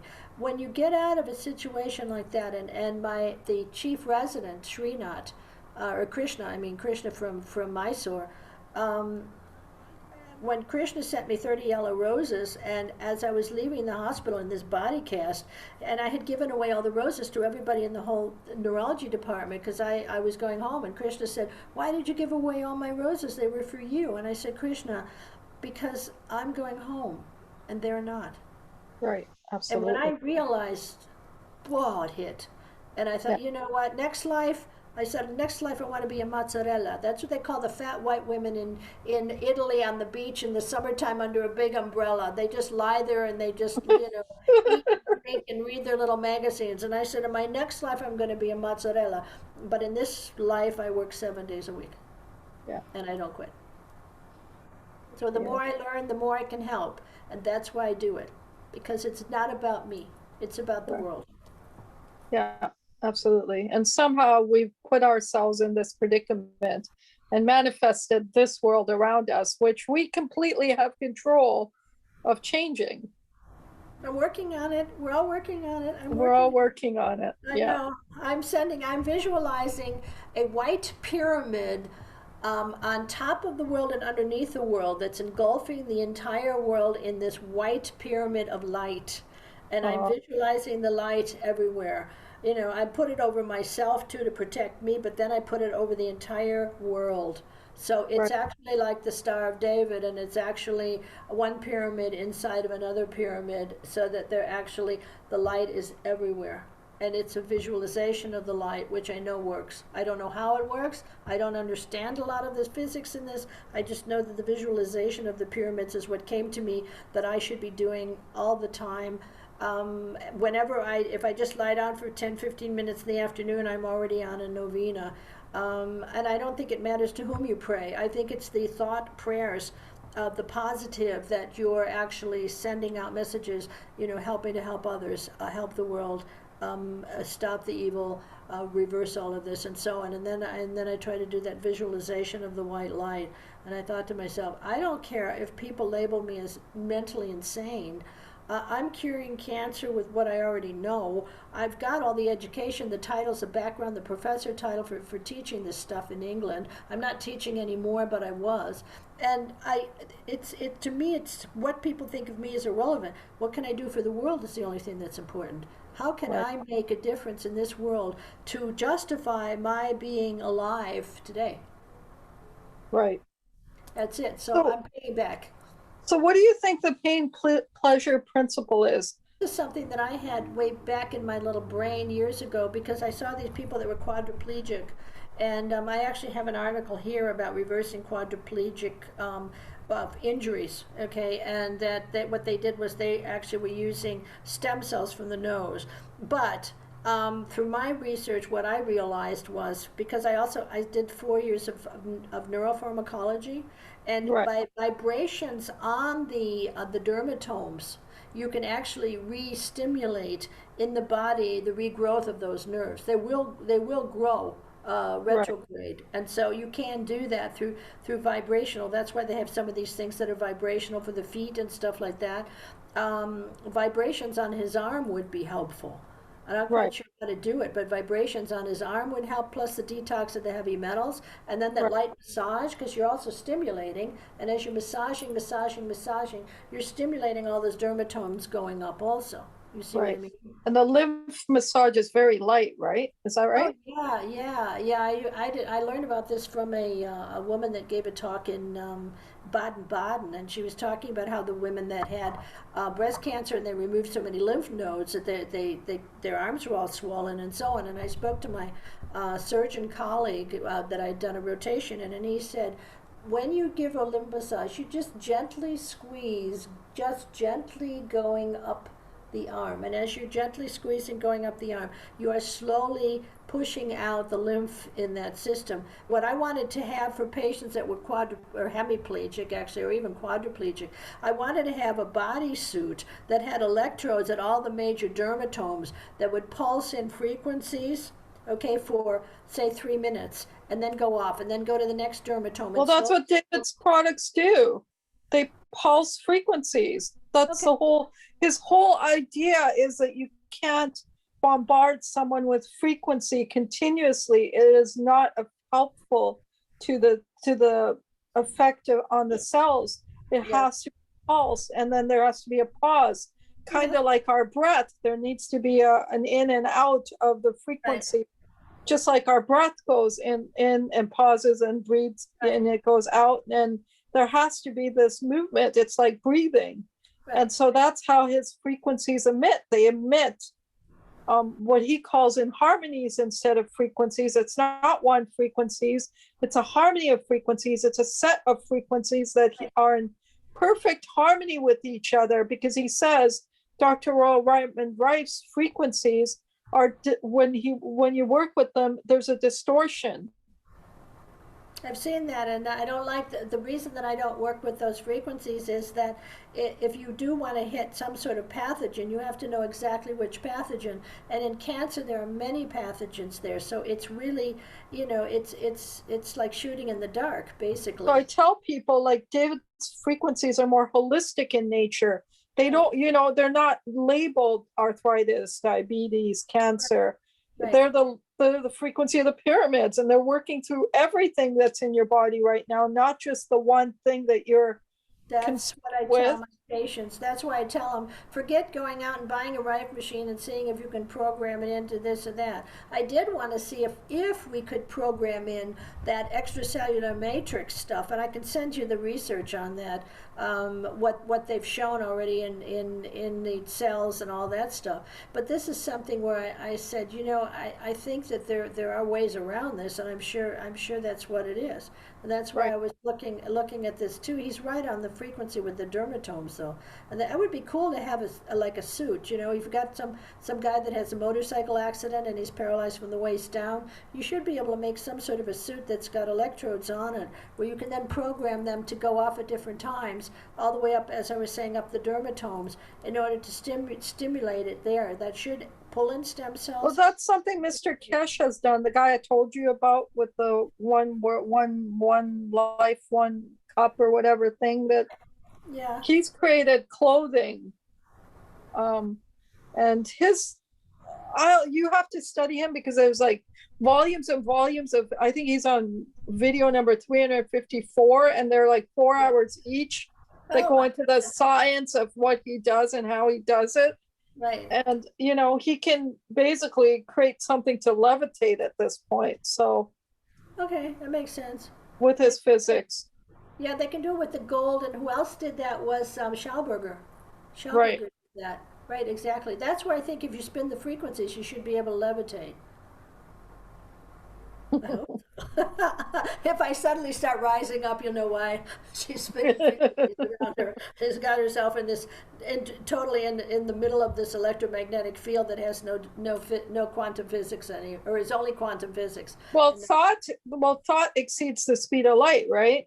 yeah, Thought exceeds the speed of light. But my question is, maybe we don't want to exceed the speed of light. Maybe we want to be at the speed of light, or we don't want to be less than the speed of light. Maybe if we can get our thought to be at the speed of light, that's where you want to be, because maybe it's too fast because it goes faster than the speed of light. I think it depends on the situation. Well, I'm I, talking about when it comes to um, holy water or influencing water, right. right? So when we think, the thinking process is faster than the speed of light. And so when we're speaking into the water, our thoughts, maybe it's not as effective because it's faster than the speed of light. And maybe it doesn't need to be that fast. And I don't know, I was just thinking about this last night. Well, with the old thing about praying over food, for example, where they say it's changing the structures in the food. I would say, from my guess, and this is a guess. This is not even an educated guess. It's just a guess. Once you already have that thought in your brain, it's already happened. Right. You've already changed the water. You don't That's even right. have to speak to it. It's already changed. That's And right. that's what I Because, suspect. right. Because the thought That's right. process is faster than anything that you can possibly have from coming out of your mouth. And the thought processes, in my suspicion, is that their frequency is so um, powerful that you don't even need words anymore. Right. You can Right. just So go like then that. what is it that causes it to manifest? And why is there a delay? Is it because thoughts travel faster than the speed of light? That's my question. It's a good question. Let's see what David has to say about that. Yeah. I would say the thought processes are instantaneous and that they have no dimension of time, period. Right. So then why doesn't it manifest right away? What's causing it Well, not that to? well, when you say manifest, what do you mean? That the water is in? So I have cancer, and I have the thought or the visualization to heal that cancer in my mind's eye. As Right, you said, it's already done because it's fast, because thought happens immediately, even right, faster than immediately. right. Before you've even had the thought, it's already happened, but it hasn't happened actually. Yeah, but everything has its time and its place. There's a time for every season. And that's why it takes longer for the body to heal from the thought process. The thought process is already initiating the healing, but it's Right. a matter of the body catching up with that because the body is not as fast as the thought process is. So is there a relationship, though, is the question. If there was a way to control the thought, would it then coincide with a faster recovery? It's a good question. I've seen it happen. Because we're saying the body needs to catch up, but maybe the thought needs to slow down. Do you know what I'm trying to say? Well, I hear what you're saying, but I think that that's not as imperative a point as the body basically has to rebuild in the body's time of whatever it was that is altered or damaged or changed. It has to take that basic time of the healing. You can speed up or slow down healing, sure, but as far as and you can do it biochemically also. But as far as it being instantaneously gone, I don't know, unless maybe Jesus could do it instantaneously by his Well, concentration. I don't know. that spontaneous healing or spontaneous remission that we speak of. Yeah, but it's usually not spontaneous. It's usually that it's disappeared, but it's not like from today to tomorrow. It's usually after a couple of weeks or whatever it's gone, and then Yeah, it's a couple of weeks, and for some reason it's a couple of weeks, and who knows why that there's that. Like I think I give you an example where I had studied NLP, and a friend of mine comes to me and says, this person has cancer, you have to help her. And I'm like, I'm not a doctor. How am I going to help her? Right. It's like, well, you've done this course on NLP, and I just read that people get cured with cancer with NLP. I'm like, I'll talk to her, but I honestly, like, I'm not a doctor. And so, so I'm like, okay, Lord, you got to help me. Cause obviously for some reason, this woman's going to call me in a few minutes, and I'm supposed to somehow contribute to her health. And I don't know what that is. So you got to help me. And so I'm talking to her, and NLP is all about conversational hypnosis. So God, I hear God's words, and he's tell her that she's the reason she has cancer. Like, what? Like, I can't. And I'm like, what? And so, okay, forgive me for saying this, but you're the reason you have cancer. And so she like rants at me, right? You blah, blah, blah, blah, you blah, blah, blah, blah. You don't know what you're doing. You don't know what you're talking about. I don't even know why I called you, blah, blah, blah, blah, blah, blah, blah. And then there's pinpoint silence, like just pin drop silence. And I'm like, hello, hello, are you there? And all of a sudden her words say, I did this to myself. Wow. And, yeah, and so I'm like, huh? And she's like, I did this to myself. I know when it happened. And I go, what do you mean? And so she's like, it works in human resources, and every day she gets cases where people are getting time off from work because of their disability or their illness or whatever. Right. And she's like, these people are so lucky, all I do is sign this form, and they get free money, and they get to stay at home, and they don't have to work. Right. And as soon as she had that thought and realization, so when she called me, she was scared because in 2 weeks her chemo was starting in 2 weeks. And the first words I said to her was, is it possible that God can do things like this? And I don't know why I said that to her. And she's like, yes. And I go, okay, well, your chemo's 2 weeks away. So is it possible within these 2 weeks, God could snap his fingers and this chemo never even take place? It's like, yeah, that's possible. Those were the first things I said to her before God said, tell her she did this to herself. And so then after that ranting, after that realization, she says, I have to go. And I'm like, okay, I'm sorry I couldn't help you. I know what to say to her. I apologize. And so she calls me the next day and she says, my cancer's gone. And I'm like, wow. Pardon me? I'm like, what do you mean your cancer's gone? She's like, I know my cancer's gone. I know at the core of me, my cancer's gone. I go, how do you know? And she goes, well, I had this dream last night, and in my dream, I'm going into work and everyone's saying, congratulations, good job. And I'm glowing. And all these people are telling me that, they're welcoming me back to work because my cancer's gone. And when I woke up, I knew beyond a shadow of a doubt, my cancer's gone. I'm not going to have to do chemo in 2 weeks. I know that.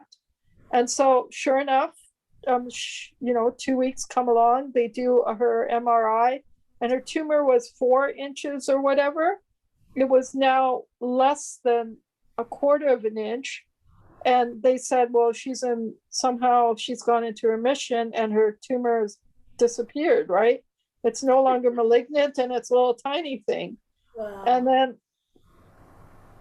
so this happens. And then 2 years later, her cancer comes back, and she calls me and she's like, my cancer's back. And I'm like, oh my God, what happened? Right. And so she's like, I went to the doctor, and the doctor says, it's impossible. It's impossible for your cancer to be gone based on what you told me.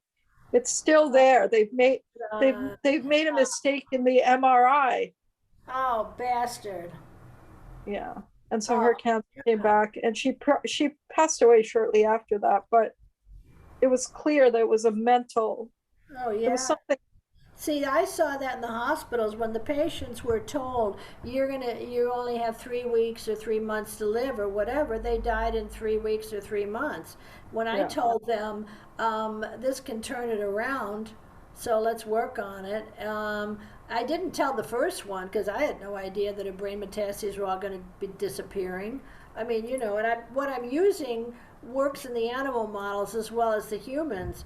But the mental aspect of it alone is just a godsend.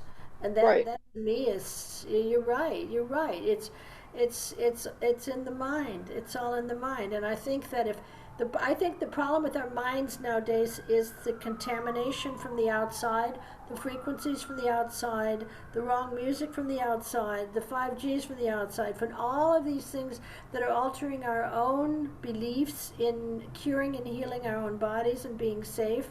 That, I mean, look, if the people can swim in the Ganges and not get sick with the most contaminated water in the world because they believe that they will not get sick, and we've got everybody here running around being terrorized by the news media that they're all going to die and everybody's going to die and all this stuff. I mean, for God's sakes, I don't even have a TV anymore. I tell all my patients, don't watch television. Listen to nice music. Listen to the Gregorian chant in the original 432 frequency. See if you can get it Right. in that one, because that's the only one that's going to help to heal the structure of the water and all the rest of the stuff.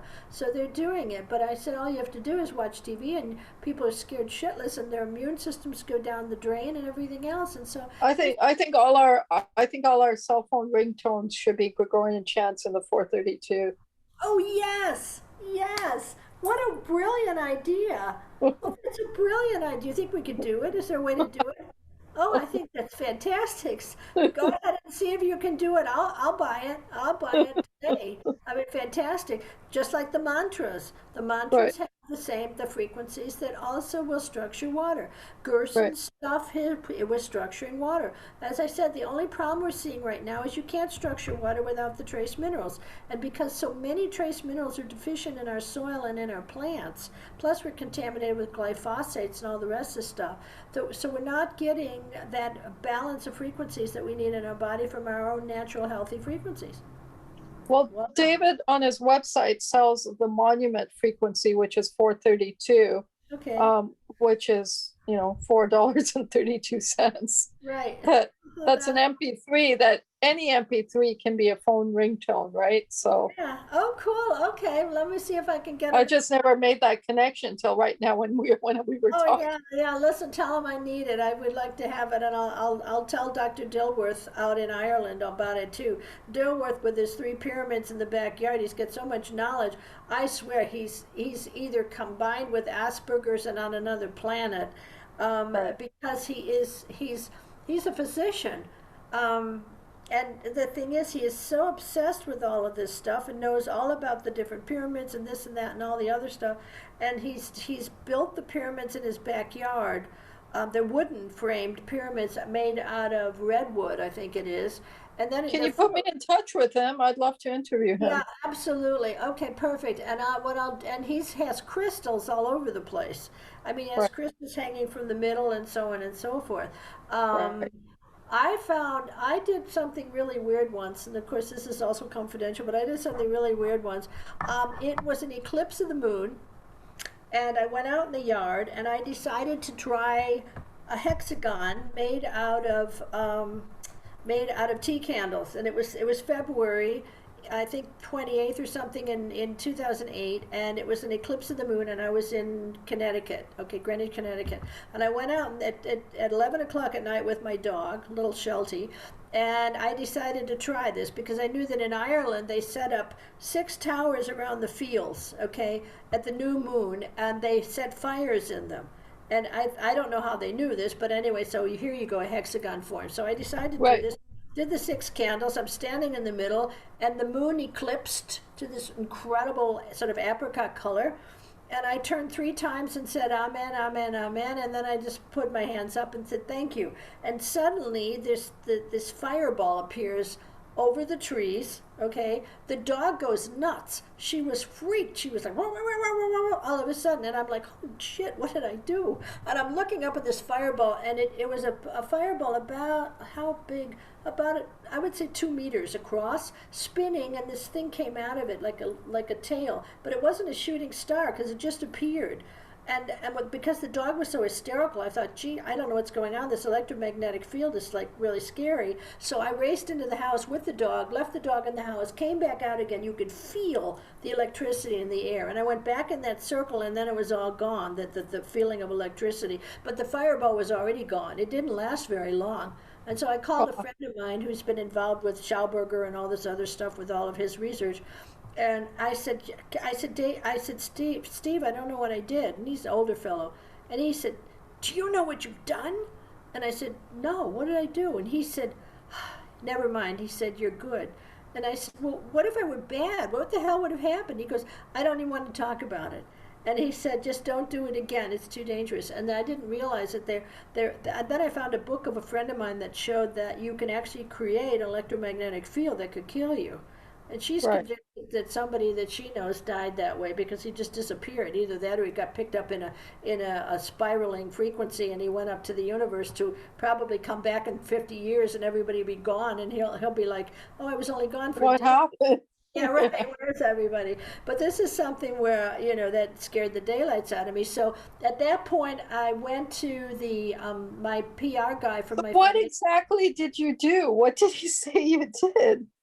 I had 6 candles in tea candles in a hexagon around me, okay, or a circle, whatever you want to call it, around me, and I lit all the candles, okay, one after the other, and then I stood, and it's an old druid thing. I don't know where the hell they knew it. I stood there, or how I knew it either, with my arms out, my hands up, okay, so like this. I'm standing there, and I'm looking at the eclipse of the moon as it's eclipse, and I'm talking to the moon about what my wishes are and this and that.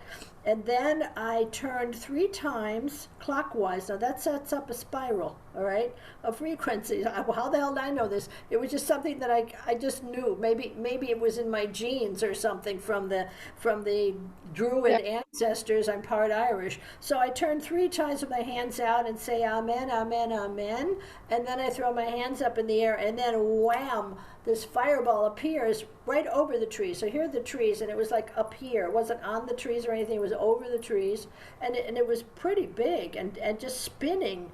And then the dog is like, and she was, outside. There was nothing there. There was no reason for her to suddenly just go wacko, and she just went almost hysterical. And I was like, oh my God, what the hell's going, what have I done? Oh my God, whoops. I wanted to learn the Kabbalah from the from the rabbi, because our priest in Greenwich ran off with his boyfriend at $500,000, and at that point I thought, you know what, I've had it up to here. So my PR guy says, why don't you come to the temple and you can meet the rabbi and maybe come to Torah class every Shabbos, every Saturday. So I did. So I read the entire Bible. Hang on. I got David on the phone. Maybe we can add him to the Zoom. Oh, cool. Oh, bless his heart. Hi, David. Yeah, How are you? fine. How are you? I'm good. I'm talking to a lady here by the name of Dr. Flavin, Yeah. Dana Flavik, and I just want you to hear what she has to say. Can you hear her? Can you speak, Dana? Yeah. Can you hear me? Yeah, I can hear you. Yeah. Okay. All right. Yes. Well, when I first called it, because of the fact that I came into frequencies from the back door. I'm in medicine and science, toxicology, pharmacology, molecular pathology, written books on cancer and molecular pathology of cancer. And as I wrote a poem in 1980 on cancer that went along with my book. And then decades later, I read Ibrahim Karim's book on biogeometry to find out that there are frequencies in the pyramids, and the frequencies were F sharp, A, C sharp, D sharp. And I had been reviewing on DNA and actually what were the frequencies in DNA, only to find out that the frequencies correlated to the pyramids for DNA that was healthy. And then I found out that the chromosomes will release 528. And I'm like, you got to be kidding me. And then I found out that the frequencies in the pyramids went to 432. And 432 was also sort of the basics of the DNA when it's not vibrating as a general activity. So the more I got into this, the more I began, and then when I started to realize and read about structured water and how water is structured in healthy cells, 80%, but that according to Professor John from Japan, from what his ESR study showed, water in cancer cells is only 20%, okay?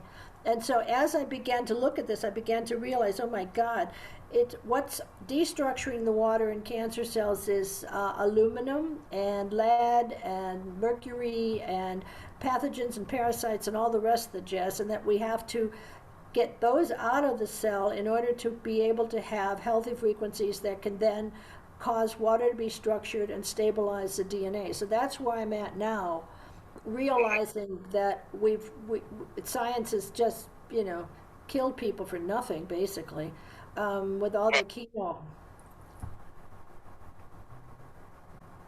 You had a Yeah. question? Well, I know Ibrahim Karim's book.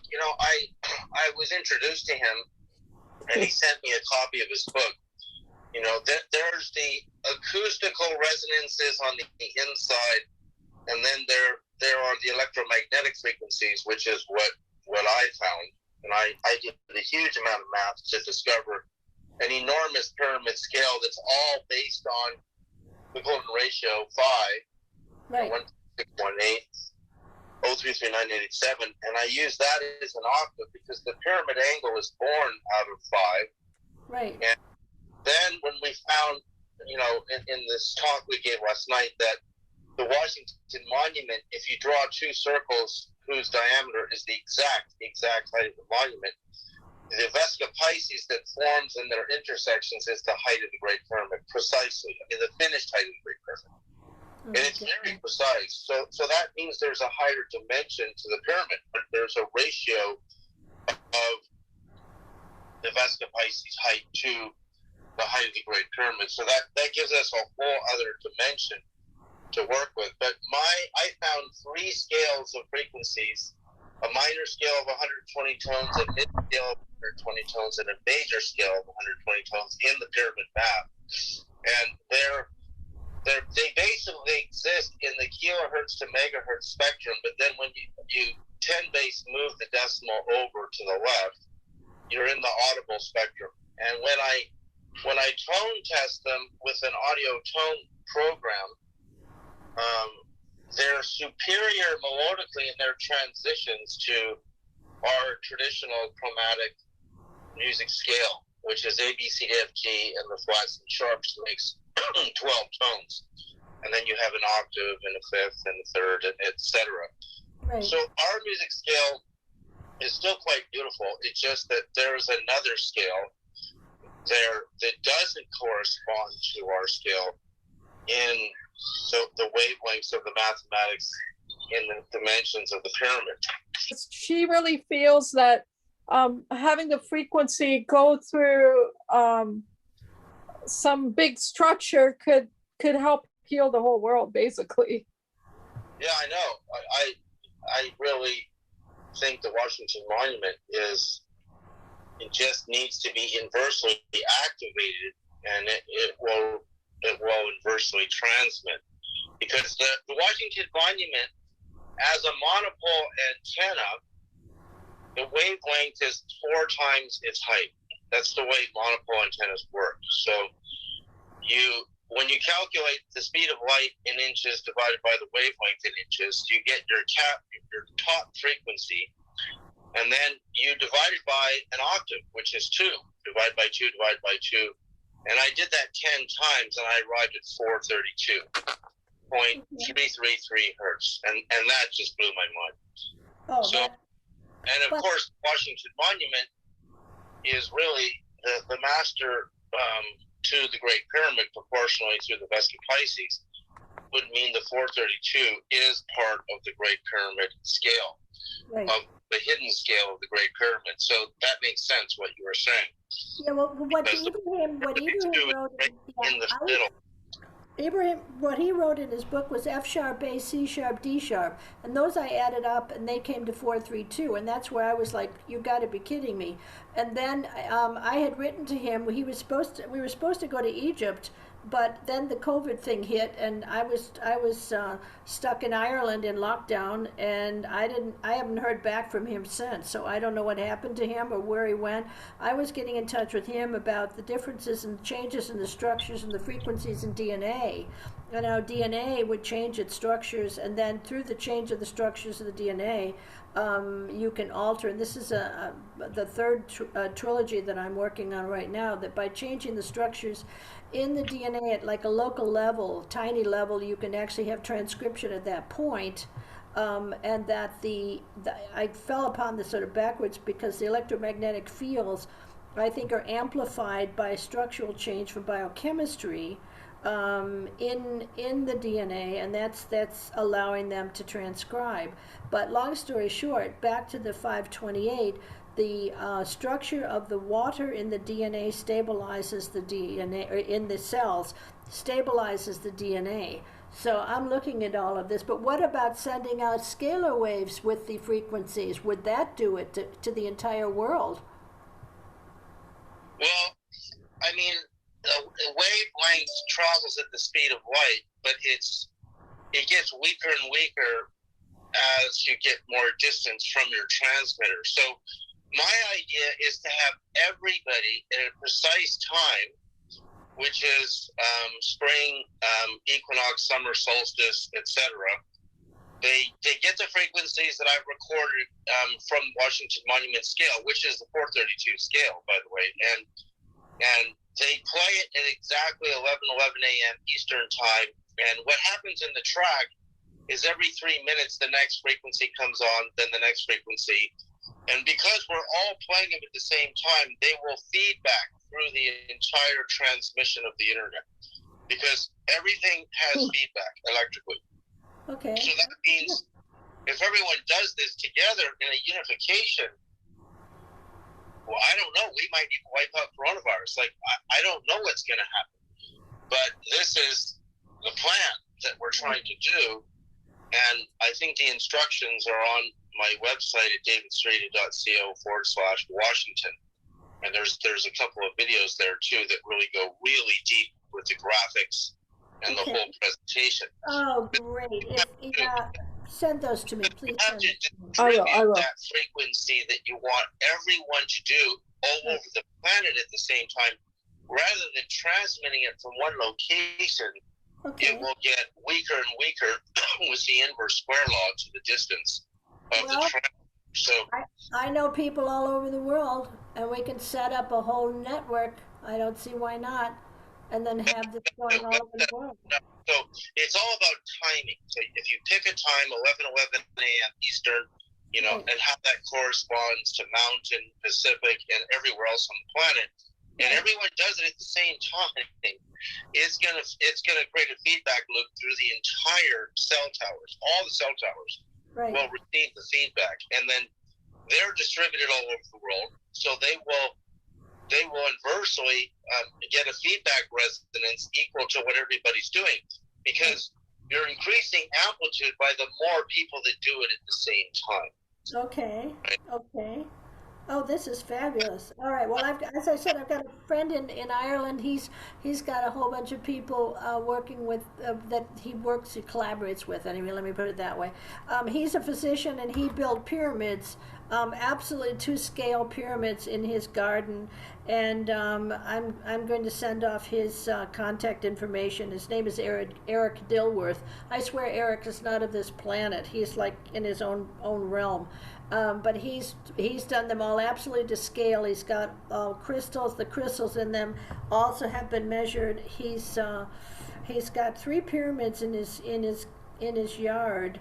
He said the military's been practically investigating him, and he put in he's made a tower. They told him he couldn't make a high tower, and I told him he needs to put in semi-precious stones in the same angle as the DNA, going around at the same angles, going up with starting with rose quartz, and then emerald, and then ruby, and then diamond at the top, and to have water circulating on the bottom, because that should set up then a movement of frequencies going within that tower. I said the only problem is he might walk into it and disappear, and we may never find him again if he walks into time travel. But I've got a couple of blogs on my website on superconduction, basically based on frequencies that are spiraling, and I think that's how it works. I don't think you need the cold for superconduction at all.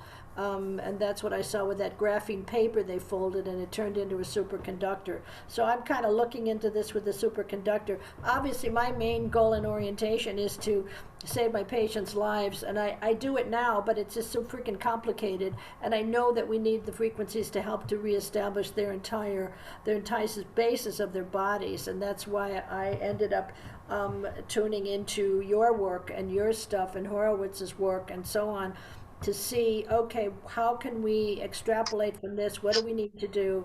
And how can we get these patients in the absolute best situation? So that's why I detox everybody, because regardless of what the frequency is, if you've got heavy metals in the cells and in the body, they will interfere with these frequencies and scatter them. And this is what we're seeing in tumor cells. It's scattering the frequencies. That's why I detox all my patients from heavy metals, because it's one of the most important things they can do.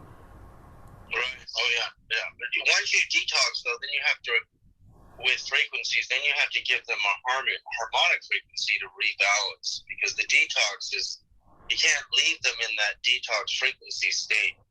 Oh yeah, but see, I detox them physically with like zeolite and things like that to pull those heavy metals out.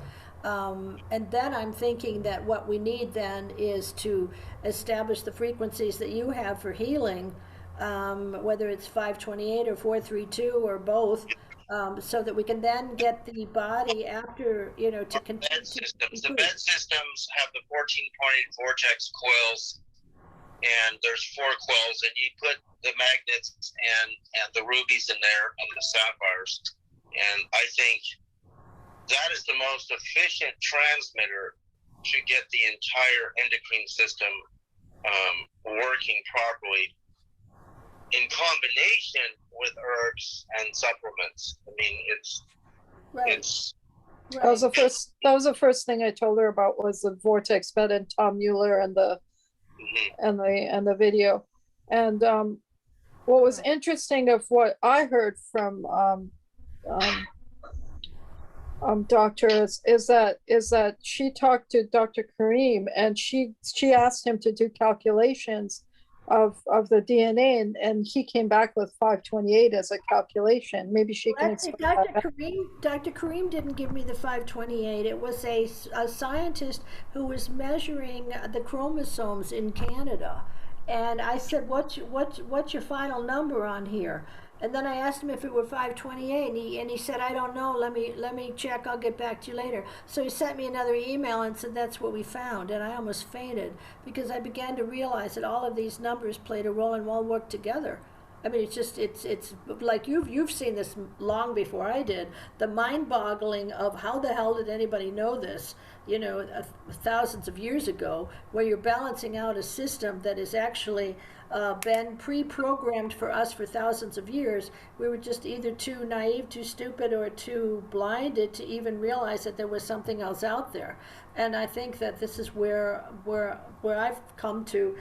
I came to it backwards, a whole different direction.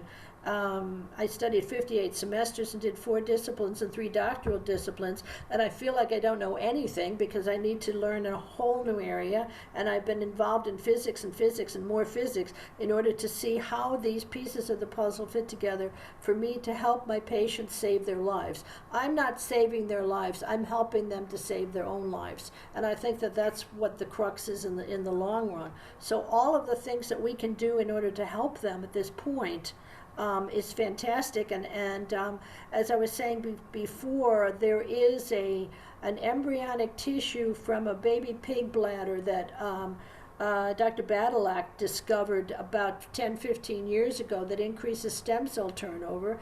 And recently, about a year ago, I called him because I wanted to program this in with my scalar waves into some oil to see what it would do on the skin. Okay, so I'm insatiably curious.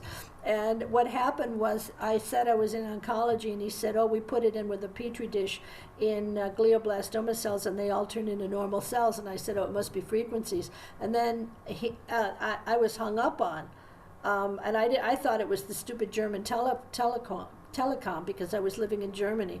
And it wasn't. When I phoned back, they wouldn't let me talk to him. The secretary was hysterical. And I guess they didn't want me to know it was frequencies. But I told my daughter, who's a cancer researcher, PhD, blah, blah, blah. And she said, sure, Mom, sure. You know how kids are. And so what happened was a year later, she phoned me and said, there's a lady giving a talk from Northwestern. They have an embryonic tissue that causes tumor cells to turn to normal cells. And there's lots published on it now. I know how to make the material. I know how to make this stuff, this embryonic tissue, and how to extract it and the chemical processing. But it's a B glycan, according to Don Ingbar. And Don Ingbar is at Harvard. He's head of the Wyss Institute. He doesn't give a damn about frequencies. He just wants a structure and a patent and money. I want the frequencies because I want to see if we can also help to program these frequencies into quartz crystals or anything else and be able to use these frequencies to stop the tumors while I'm detoxing the patients and getting rid of the cancers. I just want it simpler. I want it cheaper. I want my patients to be able to live, survive, and be cured, but without being taken to the cleaners like so many clinics are doing. They're charging a fortune. They push chemo, and then the tumors disappear for a while or get smaller, and then they come back with a vengeance, and then the patients end up dying and broke and miserable. And I am so sick of this torture of mankind by the colleagues that it just kills me. And this is why I'm looking into this whole frequency thing to see, okay, what else can we do on these frequencies? I'll send you the data on it so you can take a look at it. And I think between your frequencies and what you know and what we're already seeing, I mean, I feel like I opened Pandora's box. I can tell you the truth. If I had, somebody had said this to me 20 years ago, I would have laughed at them. Said, oh, come on, don't be ridiculous. We've got enough with chemo, or radiation or whatever the hell it is. And I now realize that, that the healing comes also from within, from our own frequency vibrations in our brain, which is probably doing something very similar. But this is something where your expertise and your apparati are fascinating for me. I'd like to know more about this. I'd like to see how can we incorporate many different ways of saving people's lives where they won't go broke, but we can, help more and more people and mankind. And then on the other end, I want to see what can be done to help the universe. So and our planet. So if my colleagues all around the world and people that are open-minded, they will do this. They will play these frequencies, and this is where I think you're absolutely right on this. It's knocking my socks off because I'm seeing so much negative going on in our world, and I'm thinking, if people would only pray more and love more and be kind and hit their heart chakra, they'd probably have a whole different future, and they wouldn't be running around like sheep with masks on. Exactly. Well, let's try to coordinate something where, Shiroz, just give her a direct link to the Washington page. And if everybody watches the video, the download of the frequencies is there. Yeah, absolutely. And see if we can make this, expand. I mean, we have some participants now. I've appeared in a number of media and more media coming up to try to get people tuned into this. But nowadays, it's hard to get people to synchronize because people have so many different ideas. So it's really hard to get them to focus. And just watch the video. You'll understand what the Washington Monument really is. Okay. Absolutely. Excellent. Yeah, but I mean, and there are monuments like that around the world, too. Tell him what you told me. This one is perfect proportion to the Great Pyramid. The other obelisks were from Egypt. A lot of them were taken down and given away as gifts. Oh, God. And they re-erected them. They changed the height. The height is absolutely key to the frequencies it puts out. Right. And the Washington Monument, the moment it was erected, it was completed. As it's being completed, the birth of there was a massive information and revelation in our understanding of the mind that basically within a certain radius of that monument, every great invention in the history of the world started there. From Thomas Edison to Nikola Tesla and all of his inventions, the birth of radio, the electric motors, the airplane, the automobile, the transmission of electricity. I mean, it all starts Right. Just as they're finishing the monument and moving forward, everything starts, and it's all, you know, Bell Labs, where the transistor was invented, is there.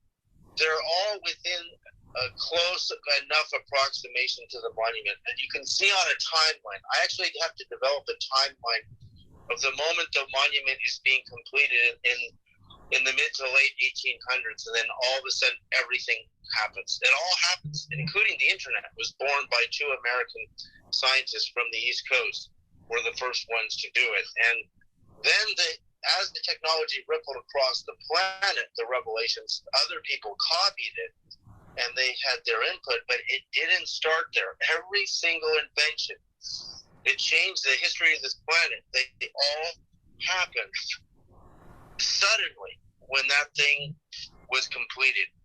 It's really amazing how it happened. See, George Washington received a vision of two angels when he was on the battlefield. There's a copy of his experience of the two angels that showed him the future of America and how the states were going to be born. And of course, it's actually amazing because when you go to the time of Columbus, 1492, to the Declaration of Independence, 1776, but you still don't have a first president yet. But Washington becomes the first president of the United States, and then it's the beginning of the empire. But there still isn't electricity. There still isn't. The technology suddenly explodes the moment the monument is erected. It's incredible what happens, because those frequencies, I believe, opened a gateway in human consciousness. And you can see the distance between the monument and the laboratories where these revelations occurred. In fact, when Nikola Tesla came across the Atlantic from the former Yugoslavia, it wasn't Yugoslavia at the time, but was the former Yugoslavia, is where he's from. You see, he just had a few ideas, but once he was there, his mind exploded. Edison's mind exploded, and all of them, they just all started happening. And so I think there's a correlation there. It's hard to prove it, but it did all start at that time. That's amazing. Well, what if one built other types of forms like this in other places in the world?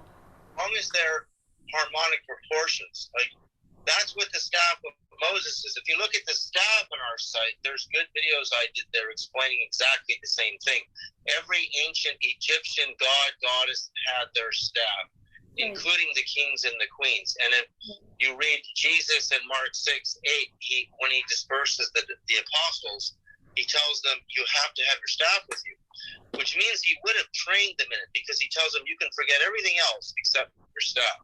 So he put absolute importance on the staff. So the staff is a monopole transmitter. That's what it is. And if you go to the books of Moses, God tells Moses to put a copper serpent, which is a coil, on a pole. And in fact, that's exactly how Tesla demonstrated radio for the first time at the Chicago World's Fair in 1893. He made two small coils, and they communicated with each other at a distance. It's the same thing that Moses' God told him to put on the pole, the copper coil.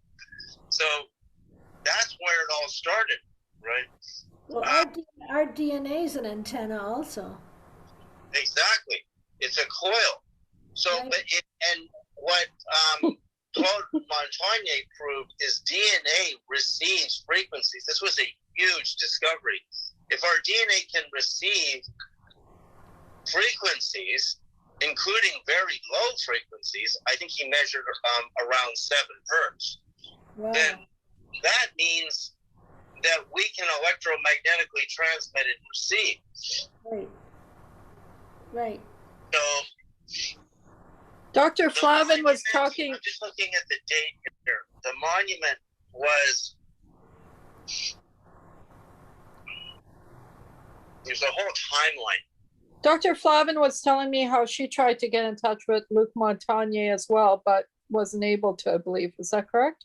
Yeah, well, he sends me patients, but I can never really get him to. I wanted to get him to help me with this, with the frequency business after he had sent off the frequencies for the DNA and sent it to France, and then they restructured the DNA with the polymerase and the nucleotides completely from frequencies. And how he also published that he took a mycobacteria, put it in with in a solution like probably like form of plasma, and then removed the bacteria completely and took that plasma and put it in with lymphocytes, and the lymphocytes synthesized the damn bacteria, and that just knocked my socks off. That's like spontaneous generation. And so as I was looking at that, I thought to myself, now I understand homeopathic medicine. If you've got the same damn frequency, what you can do is neutralize the frequency from whatever the pathogen is. And so that's beginning to make sense to me now, too. So it's like coming full circle in medicine, but falling into physics, as I always say, half-ass backwards, not knowing a damn thing about it, and then finding out that physics is what's going to cure cancer and what cures cancer, and that it has nothing to do with any of the chemicals and biochemistry and pharmacology. It's completely different. See, look at this. Thomas Edison invents direct current electricity in 1878. And the Washington Monument was near completion in 1854 and publicly completed in 1876. So only 2 years later, Edison invents DC, and then Tesla, right after that, invents alternating current.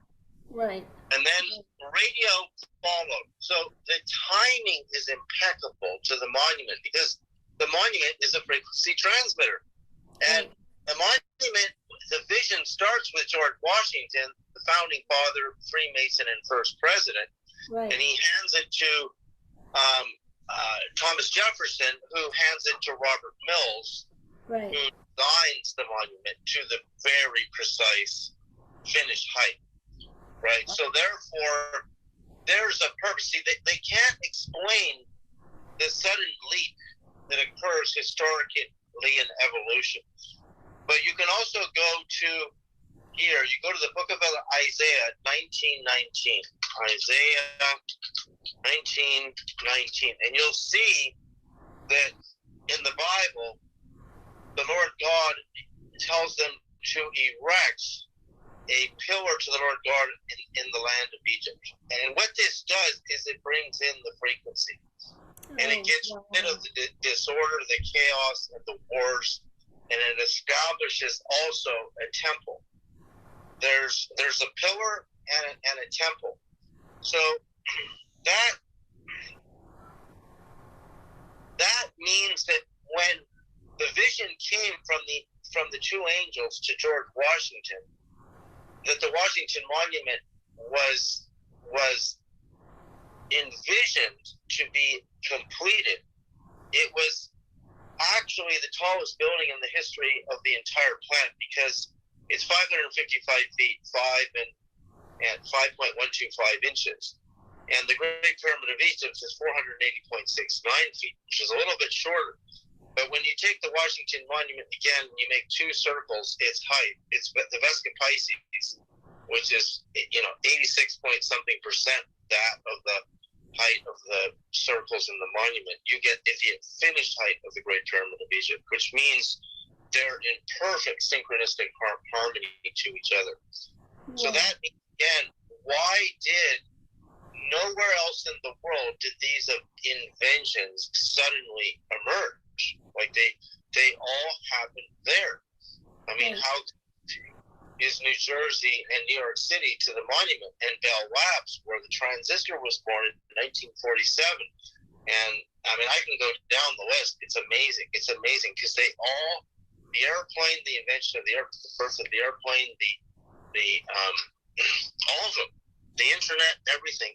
The transistor actually, when it was born in 1947, it marked the beginning of extremely advanced telecommunication. It improved radio signals dramatically. It improved radio transmissions dramatically, and it led to, wireless telephones and eventually the internet. The internet relies on transistors. The whole internet is running on transistors. Right. and which is quartz crystal, by the way, because transistors are crystal and conductive. So we see this in farming, by the way, when you add silica to the soil. In fact, I gave that book called Surface Acting Agents to David Wilson from Dutchy Farms, and I had a long talk with him. The silica will enhance the root growth, and it's imperative as a transducer in our bodies. And this is another thing that's getting messed up by our environment, that the ability, first of all, the levels of silica are disappearing in our body, and selenium, but that this is something that we found this in the healing wells too. In the healing wells, we found silver, silica, and germanium. And they seem to carry messages from areas where they have, quote, healing wells that will actually, most likely they're carrying frequencies in the water there, and that's why they're healing. yeah, the first transistors were germanium, the very first ones. And I also read that selenium kills coronavirus in test tube. It's antiviral. Yeah, it's definitely antiviral. All of my patients are on sodium selenite because the selenomethionine gets stored in the liver, and I prefer the selenite form for my cancer patients. The selenomethionine, however, for viral infections is fine. That works also very, very well. I mean, there's no big deal. I've actually got this in a patent that I did. I was just saying earlier that the patent I did based on curing mononucleosis hepatosplenomegaly in 24 to 48 hours, and it's all natural, and it completely cures the children. And the thing is, I patented it, but then I licensed it to a guy in last year in February in Canada, and he still hasn't gotten the damn thing out, and I don't know what he's doing, but it has selenium in it. It doesn't have silica in it. It doesn't have germanium in it either, but it has things in it that will, natural substances that will actually completely downregulate the viral infection, increase interferon, increase the efficacy of interferon tenfold, and that's how I was able to cure all these little kids. But I was saying that if we could get the damn thing on the market and I could get some money coming into my foundation, then I could fund your research. Because I think that, this is really, you're at the point where this is exactly what we need now in our world. I mean, it's we've come to the same point from completely different directions and angles in our lives. And I think what it comes right down to is to change the world and change the energies, frequencies in the world, and save this planet, basically, and the people in it, so that we do have a future for mankind. Otherwise, we won't have one. Oh, no. We're in a critical juncture right now. Yep. It's just hard to get people to understand. Like, if you could see frequencies with your eyes, you could see, exactly what Einstein said. The wave is the frequency, determines the particle. It's not the other way around. The particle doesn't determine the wave. So the frequencies have more power and direction over consciousness and health than anything.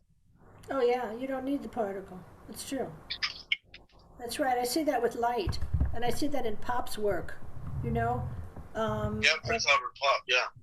Right. And when I looked at his work, and when I looked at how he, for example, and I actually, the only book I didn't buy from Tesla was The Death Wave, because I thought, I'm a doctor. I can't do this. Now I wish I'd purchased it. But anyway, long story short, when Pop showed that he killed a plant, and the same type of plant next to it in glass died right away. But if he had it in quartz glass, then what happened was it maintained that death wave from the plant that was killed, and 12 hours later the second plant died because the quartz was carrying it, which I thought was incredible. And I realized that the quartz, and I was also saying this before, the blue quartz that they have in Stonehenge, that they brought in from Wales is millions and millions of years old, absorbing the frequencies from the photons and from light, and that's a healing center. And they had between the outer and the inner walls, they had these blue quartz, And quartz blew my mind when I began to read more on it and more in relationship to the quartz, the silica, the absorption of frequencies, and what the frequencies could do. That as I said, I feel like I opened Pandora's box, and then Ibrahim's book just knocked my socks off, and that started an odyssey that has led me to write 2 articles on DNA. I could do 2 more, but I haven't even gotten there. And I've got 2 blogs that will probably interest you. One's called Time Travel Through Tunneling, and it's tunneling of frequencies. And I see that these frequency tunnels are actually black holes. It doesn't matter if it's in our DNA. I believe you. I know all about the holes. I've studied them for years. Oh, cool. Okay, okay.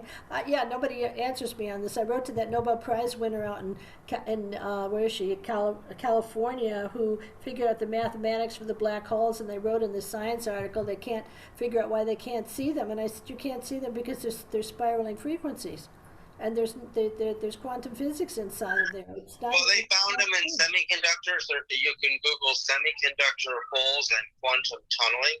Yeah. And quantum tunneling and semiconductor holes are related to each other immensely. And the semiconductor holes appear in quartz crystal. They actually appear in iron, but they can be activated, and I know how to activate them.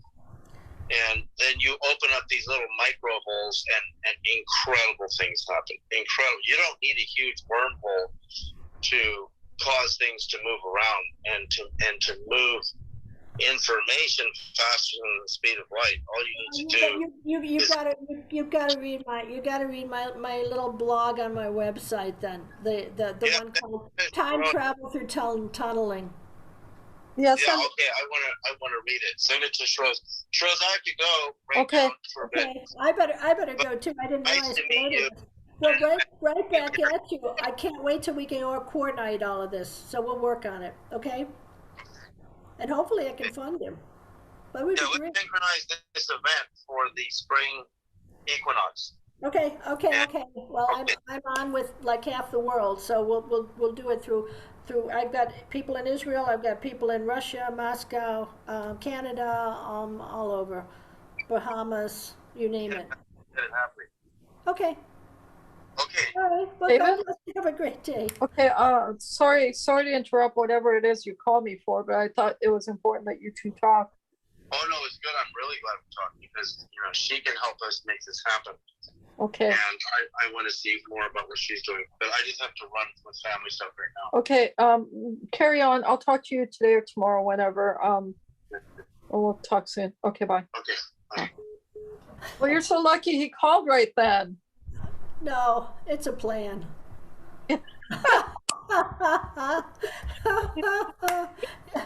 What can I say? Absolutely. I'd love to say, oh, these things just happen, but you know and I know that this is not the case. What was I thinking when I said what I said? This is so funny. This is so funny. I know. Well, you and I will be back in touch. You've got my contact information and stuff. And send him off that tunneling blog and me, please, the websites. I'll send it on to Eric Dilworth. Eric actually had on the 21st of December a bunch of meeting of people also at his pyramids. And like I said, I'm trying to help him with this. I said, I'm afraid he's going to disappear. He's going to get into one of these time travel tunnelings. And if I'm correct on this, you can make it and go anywhere you want. I mean, it's all a matter of frequencies and it's all a matter of their direction. You know where I first saw this whole idea? There was a documentary on the Bermuda Triangle. And in this documentary, this pilot went up in the air over the Bermuda Triangle. And he was 3 hours away from Miami, okay?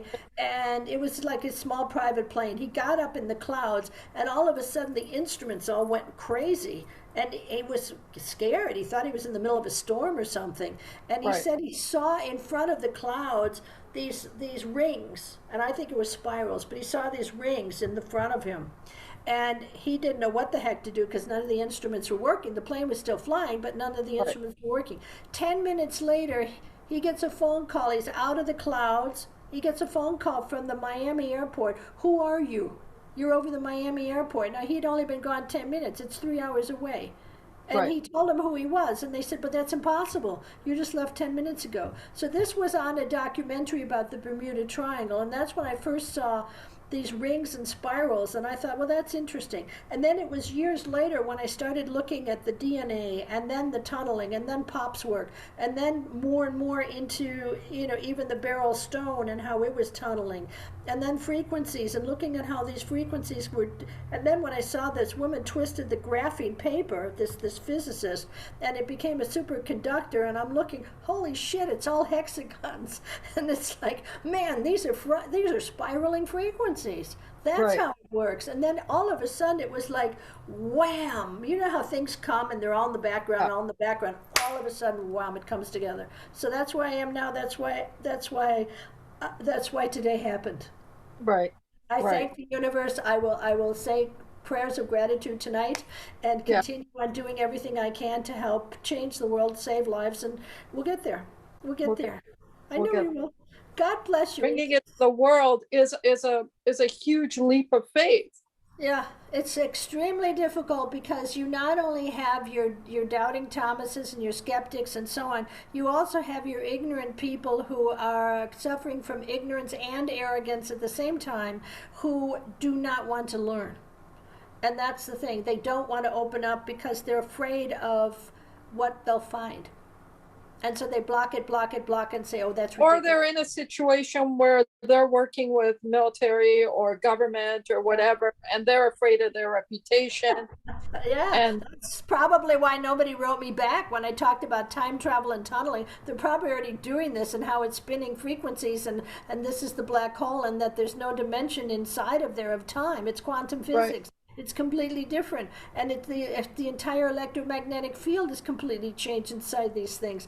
And it's like nobody answered me, and I thought, why the hell doesn't anybody answer me? So finally, David knows what I'm talking about, and it's Right. like, oh my God, I see this. When I was at the Monroe Institute, I met a guy that was one of their top people with remote viewing. I've done remote viewing. Oh God, what the hell's his name? It's blank. Joe McGonigal. Joe McGonigal. Yeah, Joe. And I met him, and I was there years ago. A friend of mine talked me into going, and I was like, yeah, okay. But anyway, so she talked me into going, and I went there, and I met Joe. And when Joe would give the latitude and longitude, I could see the picture, but I misinterpreted it. For example, he gave latitude, longitude, and I saw a pyramid, not pyramid, but I saw like what I thought was a mountain with snow on it. And what it was the arch in St. Louis, the Arch of St. Louis, with two clouds in the sky. So I saw visually what he was seeing, and he gave the latitude, longitude, and then when he Right. showed the slide, I realized my misinterpretation, the problem with the interpretation. My treasurer for my foundation is a lawyer. He's a patent lawyer. And years ago, I was on the phone with him, and I said to him, "Why do you have a package of Marlboro cigarettes on your desk?" And he goes, "What?" And I said, "Yeah, you don't smoke." And he goes, "How can you see that?" And I said, "I see it. I was on the phone, right?" Right. And he says, "What else do you see?" And I said, I see a suitcase, and it's open." And he said, "What's in the suitcase?" And I said, "Books." And he said, "What kind of books?" And I said, "Well, I don't know. They're all stacked on top of each other. I can't read them." But Right. it was very, and he just freaked him out. But with Joe, every single time I had problems with interpreting exactly what it was that I saw. I could see it. I couldn't Right. put it together in the thing. In science, very often I'll know something and I don't know why I know it. Or yeah, usually it's that way. It's like, doesn't it do this? And then they're like, how do you know this? How do you know this? I've called labs and say, what do you know about such and such and such and such? And they say, how do you know about that? And I said, well, didn't you write something on it or present? No, the first time we mentioned that in our laboratory was yesterday. And I'm like, oh shit, the witch is back again, right? Right. But it's a very, very strange phenomena for me on the one hand. But people wanted to put me in parapsychology because they said, Dana, you can pick up I picked up a prostate tumor on a guy in me. This was the weirdest thing that ever happened. It felt like a golf ball in my pants pocket, And I walked up to this guy. It was a grocer in this little store in Germany. I walked up to him and I said, "Excuse me, but you have something down low." And I sort of pointed down to privates that's bothering you. And he looked at me and his eyes got really big and he said, "They think I have prostate cancer." I'm like, "Oh shit, this is so embarrassing." God, what do you do? And it's like and then at a meeting in Ireland, I picked up from two patients. They weren't patients. They were talking about something about, talking to people on the other side or whatever the hell it was. I don't know whether it's BS or not. But a friend of mine dragged me along to this meeting, and I said to this one woman, we were taking a break. At the end, I said, "I want to speak to you right away." And the other one, I said, I let me talk to you afterwards. The one that I went to right away, I said, it's at your lower abdomen. She said, "Yeah, they think I have cancer." And I said, "You have to have it taken care of immediately." And then the other one, I said, the sadness, I picked up the sadness from her. And she said, "I had this huge fight with my daughter and we haven't spoken in 2 months and I'm devastated and blah, blah, blah." And I was like, God, I hate this stuff, to be able to pick this stuff up. But when it works for medicine, it works for science. And if it can work to save lives and help the world, oh, please, God, let it continue on. Let it continue on. You weren't the only one. 3 or 4 people called me in the middle of the night after hearing David speak, saying, totally resonates because of my research in this, and this. Right. Totally resonates because of my research. You were the 4th person to call. Oh, cool. Okay. Well, that's So, but you're the one who's the scientist in all this and the doctor in all this. The other 3 people resonated with them, but they're similar to David Sarita in personality, in that their experience is from intuition, spirituality, whatever. You're the first person who's a doctor who can corroborate scientifically and medicinally what David's talking about. Right. And I don't want to take any more of your time. I know you have to go. I got to work up my patient from last Friday, and I got a new one tomorrow that I haven't even read about yet. So I only have one day off a week, and that's Wednesdays. And even then, that's not usually a day off because I'm usually working. But I only have one patient a day, 4 days a week, because I spend so much time to make sure that I've got the best treatments for them, et cetera, But this is why I'm reaching out to see, okay, what else can we do? How can we I think you should get yourself David Sarita's vortex bed, maybe David Sarita's wand, and maybe David Sarita's star coil transmitter. Okay. And with those 3 things in your practice, I think you'll help your clients gravely. But I only do it over telemed. If we can get the frequencies to go over Zoom or Skype, we could do it, but I can't. Do you see what I mean? I'd like to get it anyway. Well, the thing is, there are people out there that feel that the frequencies go through Zoom and Skype, but I can't prove it. Yeah, I'm sure they do. I know just me picking up their frequencies. I mean, how the hell could I pick up their frequencies just from whatever's? Oh, yeah, you're kidding. Well, it's like homeopathic medicine. When you're testing it and people are negative, they'll negate whatever the frequencies and energies that are in it. Right. So you try to. That's why it's very important that it's been made by him. Yeah, well, I'll do everything I can to help. As a former FDAer, I was the science assistant to the Associate Bureau Director for Toxicology at the Food and Drug Administration for over 4 years. You know the thing, yeah. Well, but I'm an open-minded FDAer. I'm the one of the few ones that was out there fighting for my patients' lives. And I mean, I'm come from the old school where they had Francis Kelsey blocking thalidomide, for example, right? And had she not fought against that, all of these children would have been born without arms and legs like they were in Europe. And this is something and now I'm fighting again against the BS going on with mRNAs and all that jazz, because we know damn well that the animals all died. They didn't necessarily die right away. Sometimes it took 3 months to a year. As I said, everything happens when it's supposed to happen. And not a moment sooner or later. It's all timing. Right. It just drives me nuts when I have to wait, because I don't want to wait. I want my patients cured yesterday. I can't help it. I know you said it's confidential, but when you're gone, this video can help somebody, and what you said can help somebody, Yeah. No, I understand. I'm perfectly with that. That's why I want to get my cancer book done too. But that's not going to go into frequency stuff, because the whole world is not ready for that. They don't know. They will learn. I'll throw it at them somehow. I don't Right. care. But you can never say cure, heal, or anything else. But we can show that, for example, in Dr. What's his name?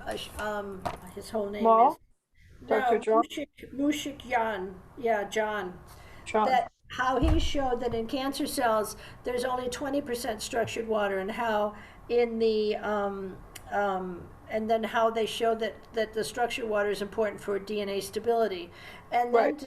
if you start pushing that this is actually restructuring water to the hexagonal state. And when I explain to my patients, why is a snowflake with 6 sides? It's because the water is twirling as it's going down. And the natural healthy form of water that is twirling is actually hexagon structured. And that's why when it freezes, it turns into 6-sided snowflakes. That's why they're always 6-sided. And that's the best structure for water in our body. And that's why all the surfaces in our body are hydrophilic. Hydrophilic makes structured water, okay? Right. Now, in the tumor cells, however, you don't have much structured water. So if you only said that this is helping to structure water, we could probably get something tested on that anyway to prove it, then that is a baseline that even if they don't understand a damn thing about frequencies, if you tell them, I mean, they're not going to understand, well, the frequencies for the DNA are doing this and blah, blah, blah. Right. That's over their heads. If you just tell them when water is in a structured form that's a hexagon form, that stabilizes the DNA. And that's in my talk. I gave an interview. Let me see if I can pull it up and send it to you. Right. And here I have all these damn titles. It's like, who the hell studies 58 semesters? I mean, I've got to be, certifiably insane anyway. But the thing is, I always 58 semesters? Holy Yes. 4 years of undergrad, which was psychology with some chemistry, and then 4 years of neuropharmacology, and then 4 years of nutrient biochemistry, nutrition in Washington, D.C., and then I get to Germany, and nothing's recognized except the quote physicum, which is like the pre-med. So then I had to do 6 years in Germany in medical school and take all of those boards, and then go to Austria for my last 2 years for 12 specialty exams, which took 2 more years, and I specialized in biochemical pharmacology. So I'm a lifer. And then in between my medical license, because they wouldn't let me practice because I had an American passport, I went ahead and did all the exams for a naturopathic license, and I got a license in they call it Heilpraktiker, which is and it's a naturopathic doctor. So I've got a naturopathic doctor license. I've got a medical doctor license. I've got a master's degree. I should have had a PhD, but it's a long story. 2 PhDs I should have had. The first one, I wouldn't lie on my thesis. That was for neuropharmacology, and he wanted me to write only the stuff that showed he was right. And I said, I can't do that. You cannot base a PhD on a lie. It's science. It has to be truth. That would be totally hypocritical. It's against everything I believe in. And so he failed me in research, and it took me 2 years to clear up my records. In the meanwhile, I'd already gone to Georgetown. I mean, it's been one odyssey of education like you would not believe. But there's a reason for all this, and I know there is. Yeah. Okay, Absolutely. beat me again, but I'm going to learn something. Right. That's what we will. All right, listen, go get some sleep. Okay. Yeah, Listen, I'm James, off. we'll be in touch. All right, God bless. Thank God you. bless. Bye. Thank you, Dana. Thank you. Bye-bye.